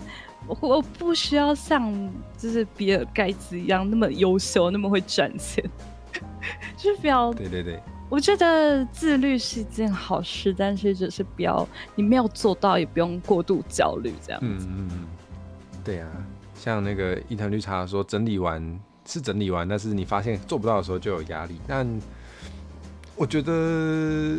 我自己其实也很常没有照着计划做，或是做了之后发现根本做不完啊，这时候一定会有压力，但是还是要试着习惯，就是饶过自己，因为有时候你是做了才发现做不完，就那不是你的错，你能做的事情就是那么多。对啊，我说实在，就是人真的有自己的，就是时间没有那么多，有自己的能力范围。对，会有一个极限，然后偶尔会有。突发事件需要你花时间处理的时候就真的没办法。对啊，所以就真的饶过自己会过得开心一点。因为我觉得做这种计划的时候，也不一定要真的很精实，不用真的到那个所有时间都把自己画满。像我留吃饭都会留1个小时啊，但我实际上吃东西的时间大概10到20分钟，我觉得多一点时间，有点弹性。对，就让自己休息一下。要，对啊。有时候就是，比如说我下一个工作时间可能是半小时后开始工作，那我就提早做一做，我就可以提早休息，也是蛮爽的。对耶，就是偷得浮生半日闲的那种感觉，对，很快乐，很快乐。好有趣哦，感觉我可以做一下这种行事历之类的。他可以就是试试看喜不喜欢，不喜欢就不要继续做，就也不会怎样。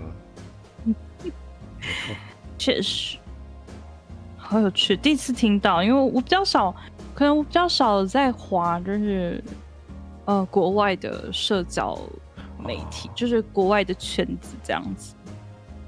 可能我比较虽然有时候我有听过一个说法，就是说看一些那种生产力或者是如何做计划这一类的东西，也不要看太多，看太多你就会沉迷在那个做计划的快乐中，然后没有真的做事情。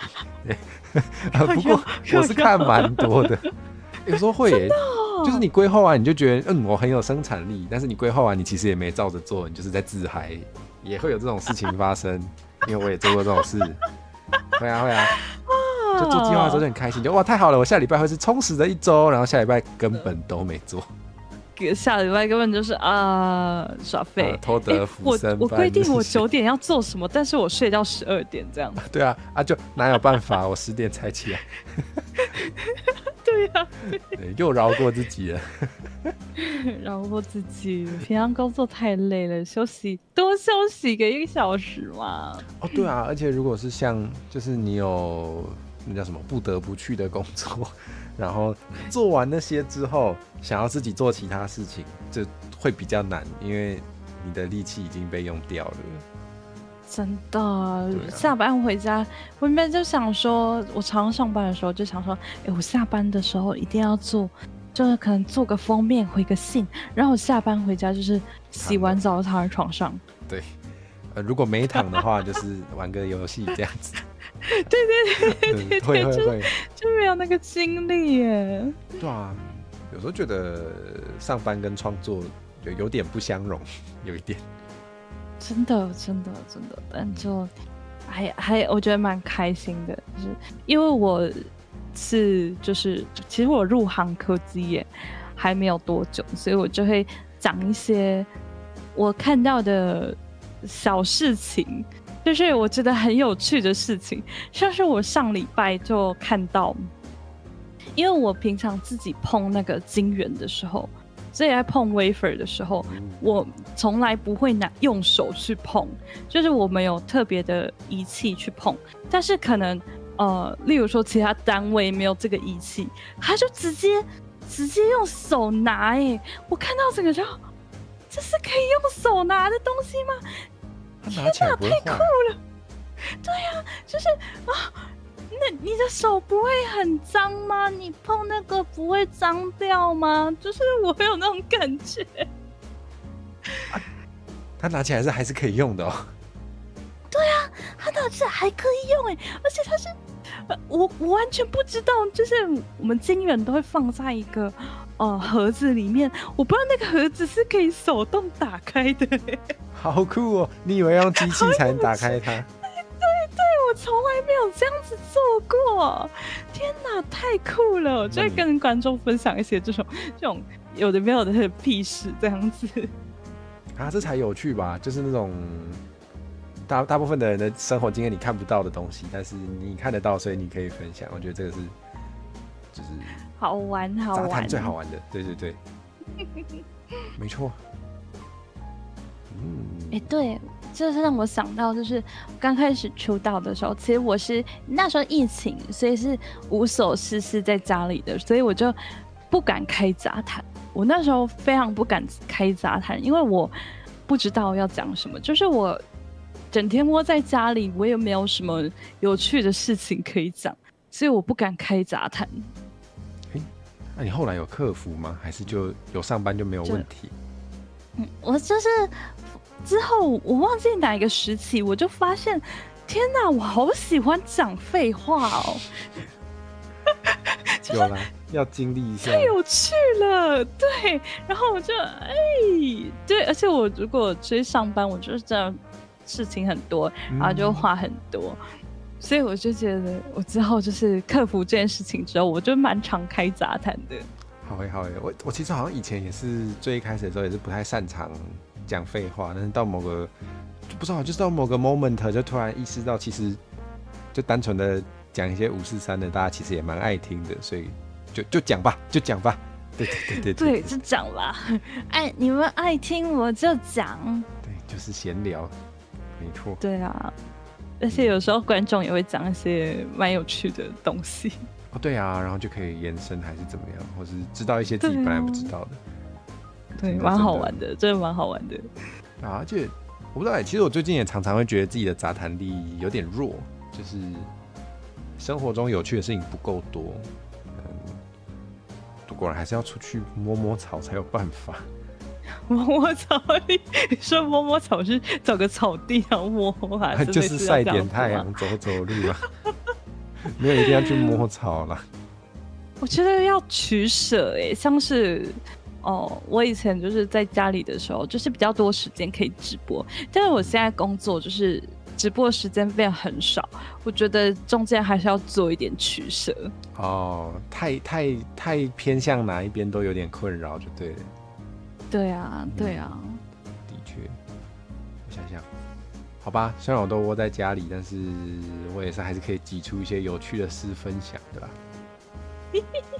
可以，我觉得这样很厉害耶，就是可能网络上还有什么有趣的议题可以跟大家聊聊之类的，我觉得也很不错啊。对，这也是一个方式，没有错。就是既然每天都在上网，那就讲在网络上看到的东西吧。对啊，而且我觉得一个话题，如果你可以分享出，例如说像我们刚刚说到那个经纪人的话题，好了，你如果就是分享一些数据啊，就是例如说，请经纪人需要多少钱啊，或是请经纪人有什么效益啊，我觉得也是一个可能也是可以当一期杂谈分享的。这不错不过这要做一下功课就是了。对啊。不过的确，因为我蛮喜欢蹭流量，然后我有一个不用做功课又可以分享想法的方式，就是做一个街访系列去偷别人的想法。靠，超无耻！在偷别人的想法吗？没有啦，我是觉得如果问出不错的问题，然后可以呈现不同的回答，这件事情蛮有趣的。对啊，其实是有做功课啦，偷看一下。功课是在那个问出好问题的部分。对对对，就是例如说这个问题比较好，就是可能比较有思辨性之类的，比较好回答这样子。对啊，有时候还是想要做点有营养的。有营养的？你的意思是平常都在做没有营养的吗？街坊里面有一些没营养哎，问说什么你便当的主菜会不会最后吃？没有营养啊。但我觉得蛮贴近生活的，我也会好奇，就是你们。我真的会好奇，就是大家吃便当，因为像我的话，就是我都不吃菜，我觉得便当就是只有饭跟那个主菜，那个旁边的菜呢，一切全部都是下地狱在吃。哦，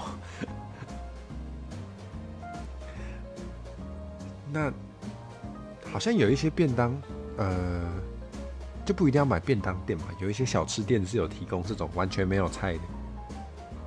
对啊，像什么卤肉饭加个鸡腿之类的，对，那样就可以了。其实我也没有很爱吃菜耶。真的，我觉得还是要看店家，有些店家的菜就是比较好吃，我可能就会吃个2口。2口吗？那也是没有给很多面子。2口就是我给他的最大面子了。OK， 你的满分就是2口。因为我吃不下那么多啦，对，我吃不下那么多。好，那没办法。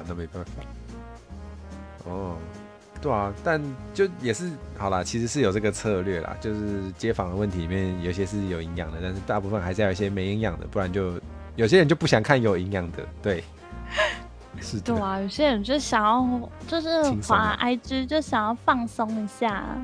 对啊，就滑个 IG， 然后来看一下就是街坊，你还要跟我谈女性主义哦？不要啦，不要啦，我比较想知道，烦呢。对啊，我比较想知道大家爆米花吃什么口味，也是会有这个。有些人来滑网路就是来放松啦，所以也对，也对。对，好难。爆米花喜欢吃甜的还是咸的？都吃甜的。焦糖口味。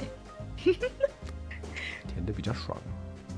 对啊，甜的比较好吃。我有次吃到那个就是咸甜混合的，我觉得其实也蛮赞的，但是就是有点抽盲盒的感觉，不知道这一颗是咸的还是甜的。不觉得很刺激吗？拿起来都不知道是什么味道。刺激。的确，我觉得有一些咸的，就是如果整份都是咸的，会有点太咸，然后吃到后面会非常腻。对啊，我觉得如果整盒都是咸的，有点 boring 哎。对啊，但可能我比较爱吃甜，所以整盒是甜的就可以，就不会腻。对，莫名其妙，甜的就可以接受，而且还可以配甜的饮料哦。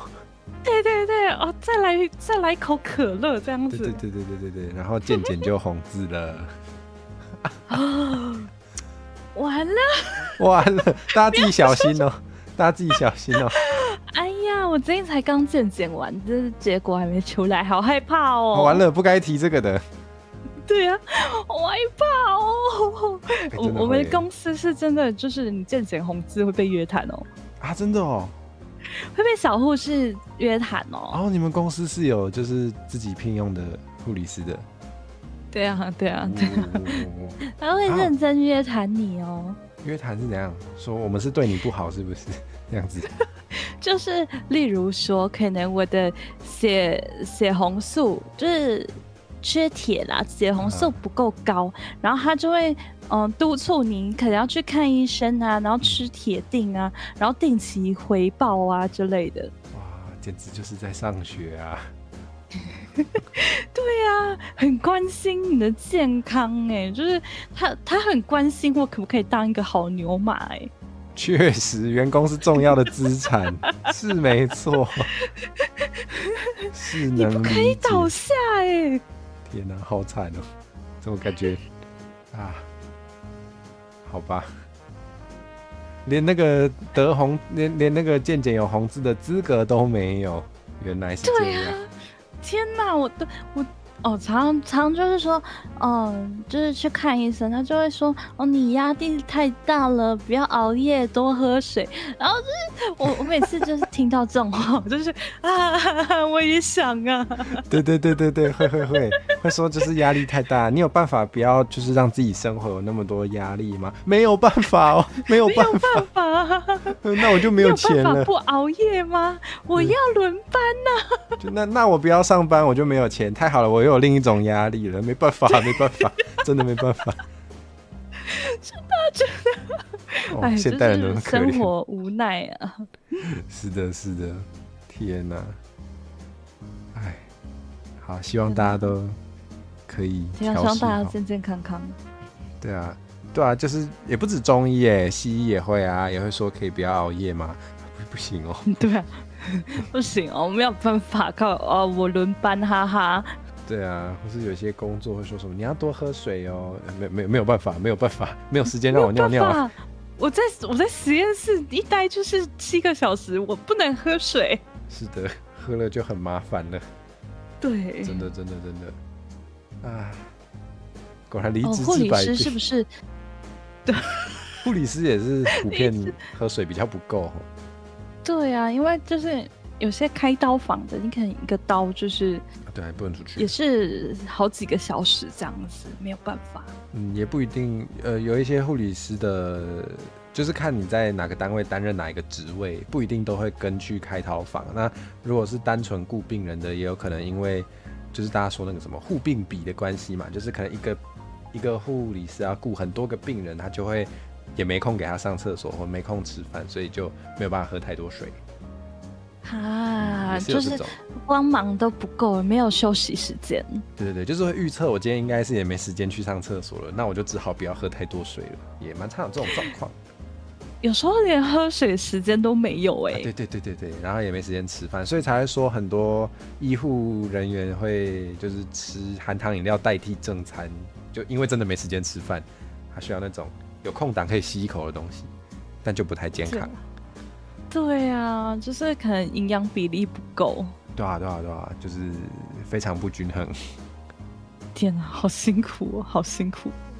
我觉得很多工作都不是人做的，包含全职 YouTuber。对，全职 VTuber 压力也太大了吧 ！Oh my god， 你随随便便做一个转盘企划，然后就有人在说你在敛财。那你知道吗？随随便便做一个转盘企划，做一做之后，发现 YouTube 改了那个平台政策，说转盘是赌博，变18禁，完了！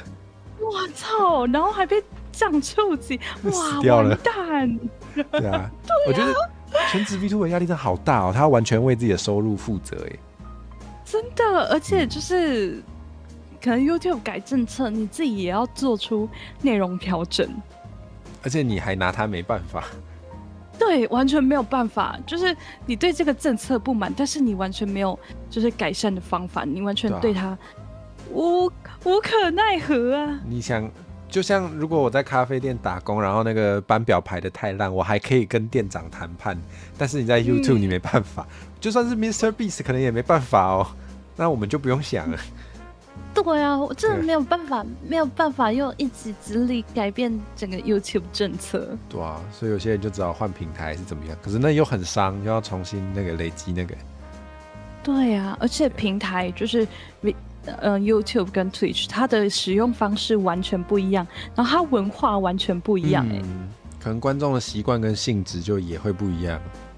对啊，所以就是真的没有办法，太无奈了，真的太无奈了。对啊，好可怜哦，就是上班也是在那个被压榨着，然后来那个 YouTube 开台也变成平台的奴隶哦，天哪！还被压榨 Super Chat 抽30%，对啊，也抽太多，就抽太多，很可怕，很可怕。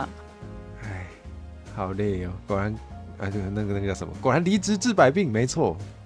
离职治百病，躺平族，当个躺平族。对啊，好想要躺平哦！我休假的时候就是一个口头禅，就是我好想要当只海豹哦。哦，海豹看起来蛮快乐的，对不对？有些海豹长得就是笑笑的，看起来好爽。对啊，可可爱爱的。然后那个水族馆的海豹就是有同伴可以打架。无聊的时候就打一下同伴，好玩。仿佛回到国小，我的天哪！无聊的时候扁一下同学，这确实。无聊的时候扁一下，国小生行为。还有人喂我吃饭。好赞哦！啊，对呀、就有时候看到家里的猫，就真的是心生嫉妒哎。对啊，我只要好好工作，我的宠物就可以过上我理想的生活了耶。真的耶，他们才是躺平族。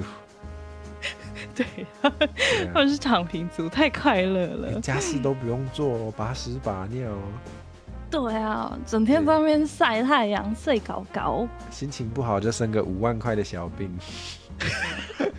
完了，真的真的，哇，真是蛮爽的。好好哦，下辈子要当只海豹。哦，很突然，但我想到我上礼拜有出去玩，然后那时候有去一家算是有名的大饼店，然后那个饼店的老板说那个，因为他有提供试吃，然后如果有试吃就会掉屑屑，然后有2只鸽子固定会来吃屑屑，好可爱。哇，顺便养鸽子，这鸽子也吃太好了吧？我们就想说，这鸽子一定会那个糖尿病、脂肪肝，然后肾脏也不好，每天吃那么油那么咸，但好像很爽哎、它会不会就是对啊，它会不会就是可能有时候吃太多，然后就胖到飞不起来了？好可爱哦，好爽。对啊，好爽哦，对，就是好惬意哦。明明也不是宠物，但是还是过得蛮快乐的嘛。对呀、好好笑，真的就是啊。不过就也不知道，如果要投胎当猫当狗的话，如果变成流浪猫、流浪狗也蛮惨的，或是遇到比较不好的饲养者也不太好，所以好了，但当然应该也没好到哪里去，所以算了。真的耶真的耶。当然也有更多问题，看你要投去哪一个国家，还是你有什么样的原生家庭。Oh my god！我去哪个国家？哎、抽手抽，对啊，那个对，这不是有一个网站吗？你有没有看到过那个手抽模拟器？是抽到台湾，超天才！我想要抽到台湾这样子。我手抽是美国运气不错美国很好哎，几率好像没有很高我手抽是印度。然后后来我就是怎么抽都是印度啊，不然就怎么抽都是中国，那个几率太大了。对，那2国几率太大，没有办法，没有办法。对，要抽中台湾蛮难的大家很幸运对啊，台湾生育率那么低。对啊，而且人口基数也可能没那么高。对啊，好玩，好玩耶！感觉如果抽到北欧国家还不错。哦，对啊，马上说社会福利不错嘛，虽然税比较重就是了。对啊，我知道北欧有一些国家的那个义务教育，就是他到大学都可以免费哦，大学可以免费耶。大学耶，到大学好富裕的国家我知道有些哦。国家是这样的，超赞的。对超赞啊，的，好像丹麦吧？好神奇，丹麦哦。对啊，他们蛮夸张的，但是税丹很重。麦人，对啊，丹麦让我想到我有一个很喜欢的、很性感的男人，很喜欢的明星，他是丹麦出生的。谁啊？可以分享一下吗？那个麦兹米克森，就是那个，你有玩过《死亡搁浅》吗？哦，没有，但我看别人玩过。啊，哦，好帅哦！性感反派哦，他是演那个的哦，汉尼拔啊，是真的很帅啦，是真的很帅，真的很帅，就是他帅到我的直男的红红都说哦，这个我可以。可以，我不要乱讲话，对，就是那种性感大叔没有错啊。这个我也会心动哎，这没办法，对，这没办法，这个气场就好，不要看了，不要看了，不要看。奇异博士有反派也是他，我记得他还有演过那个怪兽那个什么怪兽的产地，对，哎呦，好好看呐！是真的很帅啊！对啊，太好看了！Oh my god，太好看了！演极地杀手那部大烂片也是好帅，大烂片。有时候我觉得，有时候电影烂不烂，就是导演的问题；有时候不关演员的问题。所以所以他还是很帅啊。那个就算电影不好也他帅还是帅，是的，没有错。对，影响不了他的帅。对，就至少可以当那个爽片来看，因为看了很爽。对，看他我就开心了。确实，他演反派真的是很帅呢。对啊，这个反派，我只要看这个反派的脸就好了，剧情什么的不重要。哇，坏坏的帅男人受不了。对啊，他很多部片都演反派。但有些人真的是怎么说呢？我不知道，我觉得有时候反派有一个，就还是有一个魅力耶，有一个魅力。对啊，就是男人不坏，女人不爱。确实蛮常听到这句话的。但是我觉得坏还是要坏的有底线。我觉得坏要看是哪一种啦。如果是什么很霸道，或是会为了保护你做出一些道德边缘，也许的事情，可能就蛮帅的。但如果他的坏是会劈腿什么的，那可能不行。那就太没有魅力了。如果他的坏是什么对服务生没礼貌，那就觉得不喜欢。这种帅就可以先不要嘛。对，坏不是那样子哦，是那样子哦。对，那坏是霸道的那种坏，有魅力的坏。为了保护你，然后痛扁一些坏人啊，可以，这可以。对，这个可以啊，心动了。这可以。但是把你囚禁起来，那看你的口味，每个人不一样。对，囚禁起来这个就是太过分了，先不要。但是我前阵子有跟别人，我忘记为什么会聊到这件事情，但有人说囚禁起来很爽你知道吗？他帮你包吃包住，然后你不用去工作哦。让我想到我之前在 IG 看到一个小废片，就是你不用上班了，我养你。然后下一个画面就是他在那个急诊，然后倒饲料给他吃，然后被养的那个人就说我要去上班，好可怜。不是这种养，不是这种养，说不定有人 OK 耶，就是你够想躺平的话，也许有些人可以接受这一切。天哪，我不想接受被当寄养至少给我一个遮风避雨的地方。是没错，或是吃的要好一点。对，不要吃什么五谷杂粮。五谷杂粮，或是也许五谷鸡腿排可能就不错。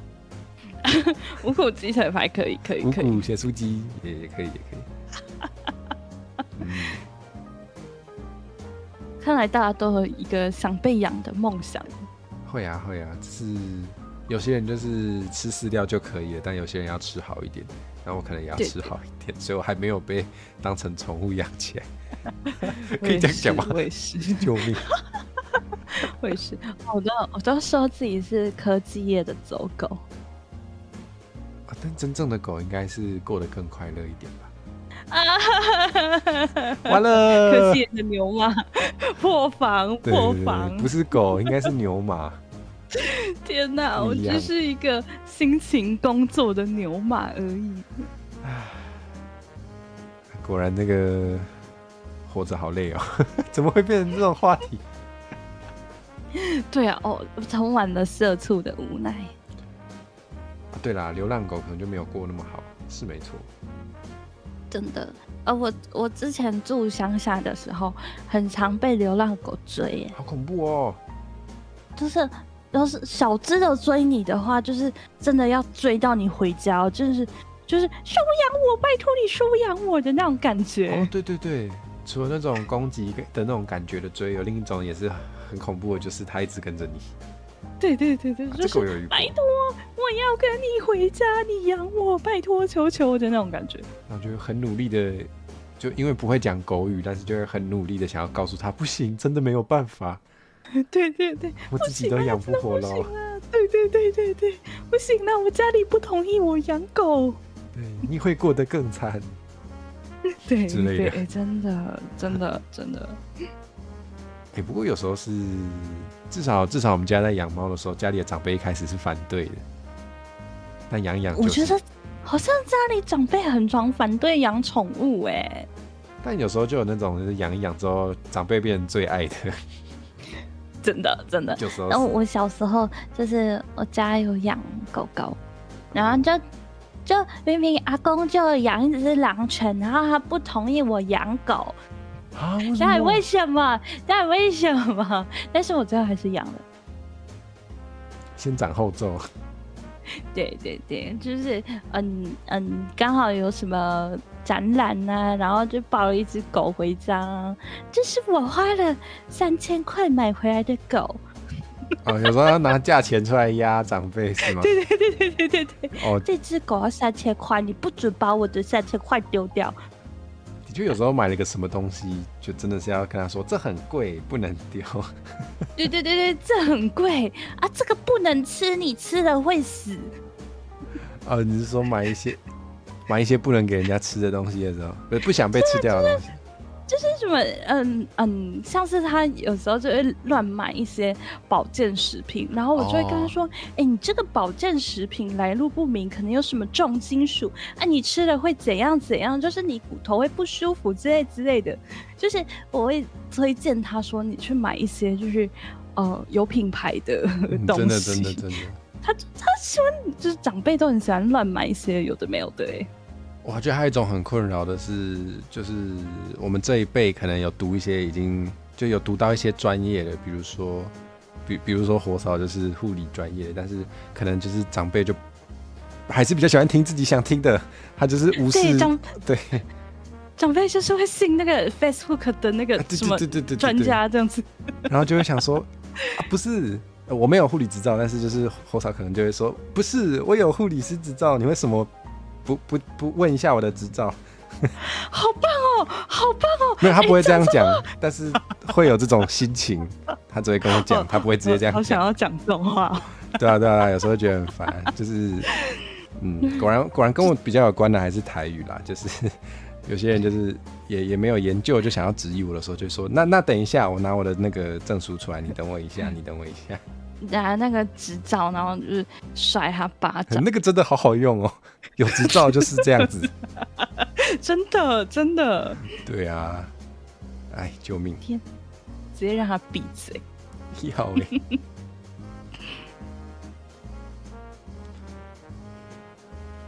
就对啊，就不知道就我觉得网络假消息真的是害人不浅。对啊，而且我觉得就可能长辈比较不会去想说媒体试读这种东西。我最近发现很恐怖的是有一些这种，就有一些频道就很喜欢讲一些算就可能没有那么科学严谨，然后就是比如说什么会说什么用食疗就不用吃药了这种内容，我就觉得蛮危险的。对啊，这样子就有一种很有可能会延误就医对，我就觉得很恐怖啊！或是原本明明就有拿药，然后就以为吃这个就不用吃药，就自己停药，就很不 OK， 很不 OK。对，然后我觉得比较恶劣的是，你还是照样去看医生，然后你就是不吃那个药，真的很浪费。那个健保资源你都用了，你还不吃哦？对啊。然后之后你问题更多的时候，又要再耗更多资源。对啊，然后又在那边靠腰。对啊，他就觉得这种 YouTube 频道很恐怖的时候，我最近发现他开始会放一些 AI 素材了，影片素材。因为最近影片的生成越来越像了，然后有一些长辈真的完全分不出来。他这个虚拟的人呢，有点像 Podcast 这样子讲话的那种感觉。那种的也有，然后就是素材画面可能就是这个人在吃一些什么菜，但是你稍微认真看一下，你就觉得那个菜的造型非常的奇怪，然后那个人的动作非常的不自然。对，然后就觉得好恐怖哦，就是因为有时候经营这种东西的时候，露脸会让你有一点信任感。他现在甚至不用露自己的脸也可以这样做，就觉得好可怕。对啊，他这个频道不小心消失了，就是不小心被延上了，他只要换另外一个模型去生成就好了耶。对啊，就有人说那种假医生，然后查一查查不到人超多，他就是随便讲一个头衔，什么陈水蛇，对，陈水蛇，对，然后你就 Google 一下啊，没有这个人呢，但是长辈不会去 Google。不会。对啊，就是什么台大医院什么医师陈叉叉这样子，就是有个头衔，然后你去查，没有这个人这种时候都很想说，我帮你打去问一下有没有这个人好不好？我们来看一下台大医院的官网，哇，谁啊？这没有人在里面，没有这个人呢。对啊，很可恶对啊，我觉得这个不行你又拿他没办法。就对啊，对啊，对啊，这种是有利可图吗？为什么会有这种内容啊？对啊，可能广告费吗？因为就是观看的数量是真的很多，因为真的有一定数量的人很爱看这种东西啊。就觉得有时候就利用了一个可以算迷思嘛，就有一些人真的就是会觉得吃药就一定很不好，然后能吃自然的食物就一定比较好。对耶，对耶，这样就是可能以前的观念就是这样子吧，以前被灌输的观念就是这样子，就是化学的东西就一定不好。对。那你知道吗？没有化学，你可能也没有现代卫生纸可以用。对啊，其实化学是一个蛮便利的东西，但是因为蛮多化学的公害，所以就是让大家觉得，化工就是不好的那种感觉，算是污名化吧。对啊，就是有些人形容那个，可能这个调味料很不自然，他就会说，这个调味料很化工，化工草莓。我就是因为我读过化工，我就会觉得有点不舒服。你会觉得被冒犯？原来如此。我知道他们的意思，但是就是不要这样子嘛。是的，这个我也是有类似的，可能一些人没办法体会。就有些人说这个东西很台的时候，他的意思是这个东西很俗，但我也会觉得被冒犯。对。OK， 我懂，就是这样子。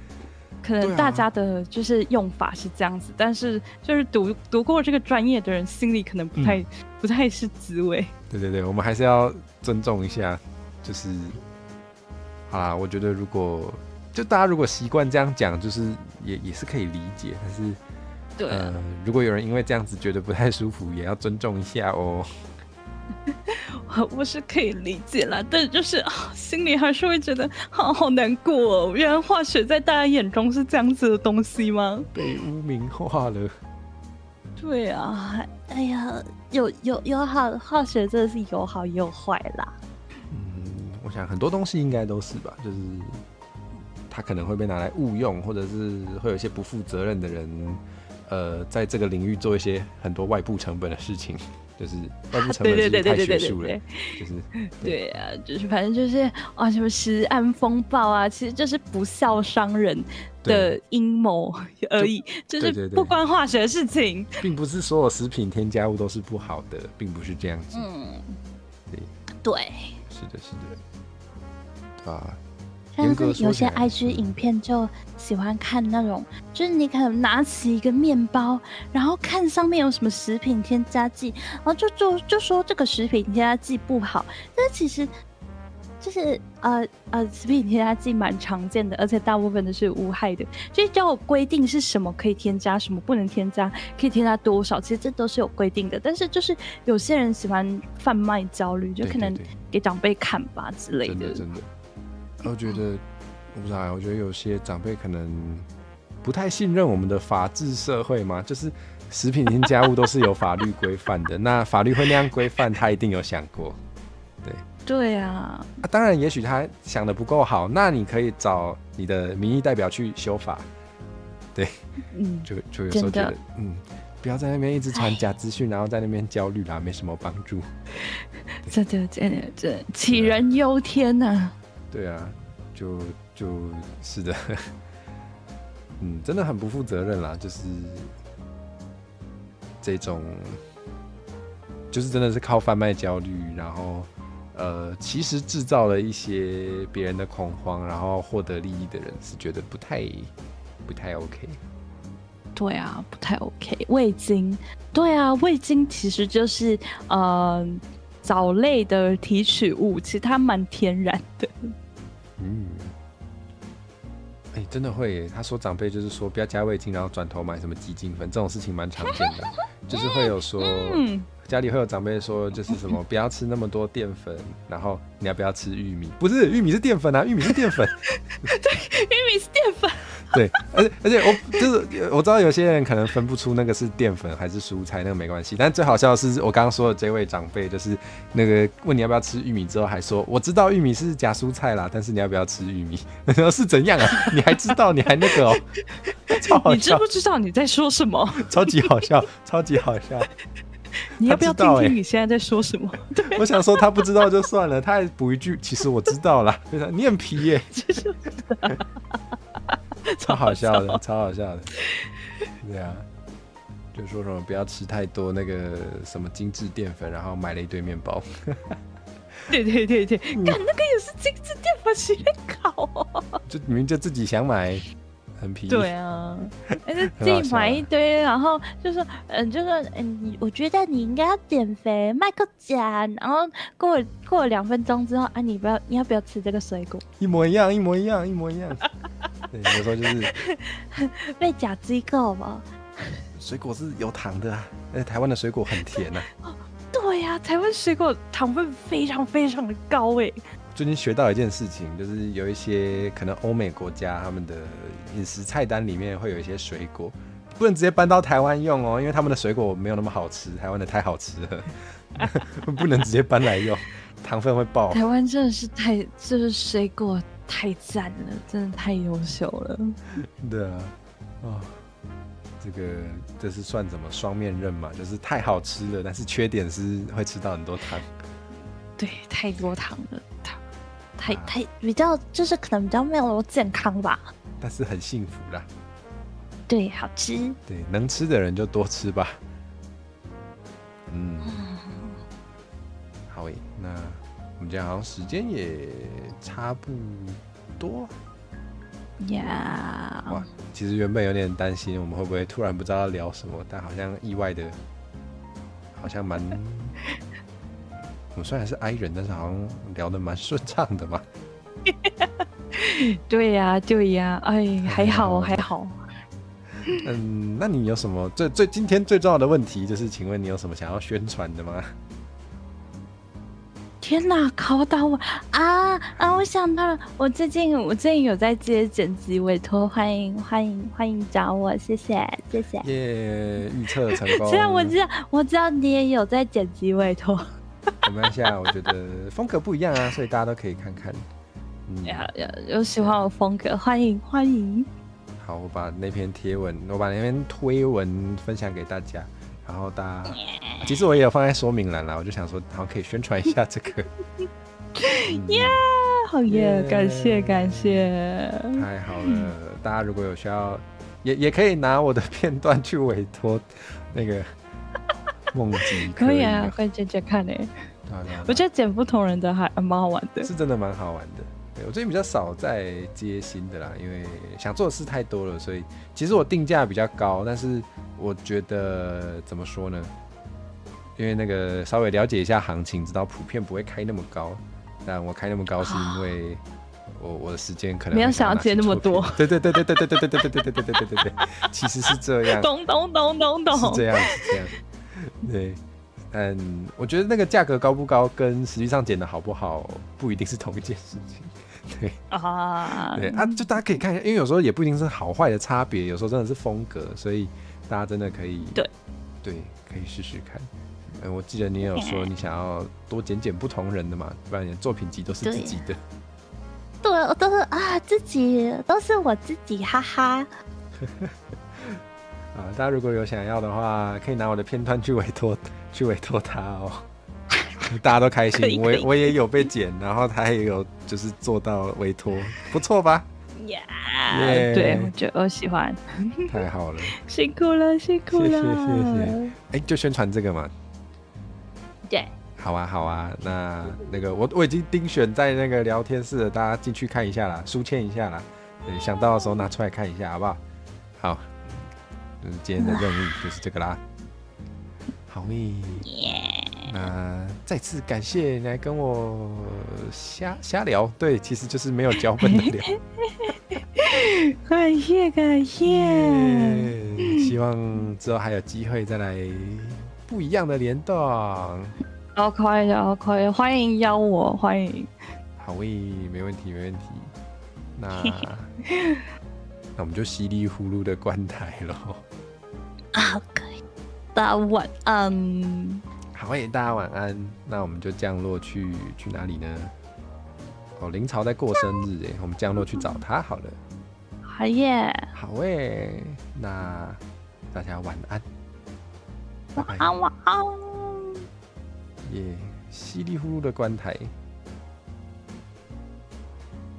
那每次到了片尾都觉得好像要讲点什么，又不知道讲什么，所以就算了吧。有片尾。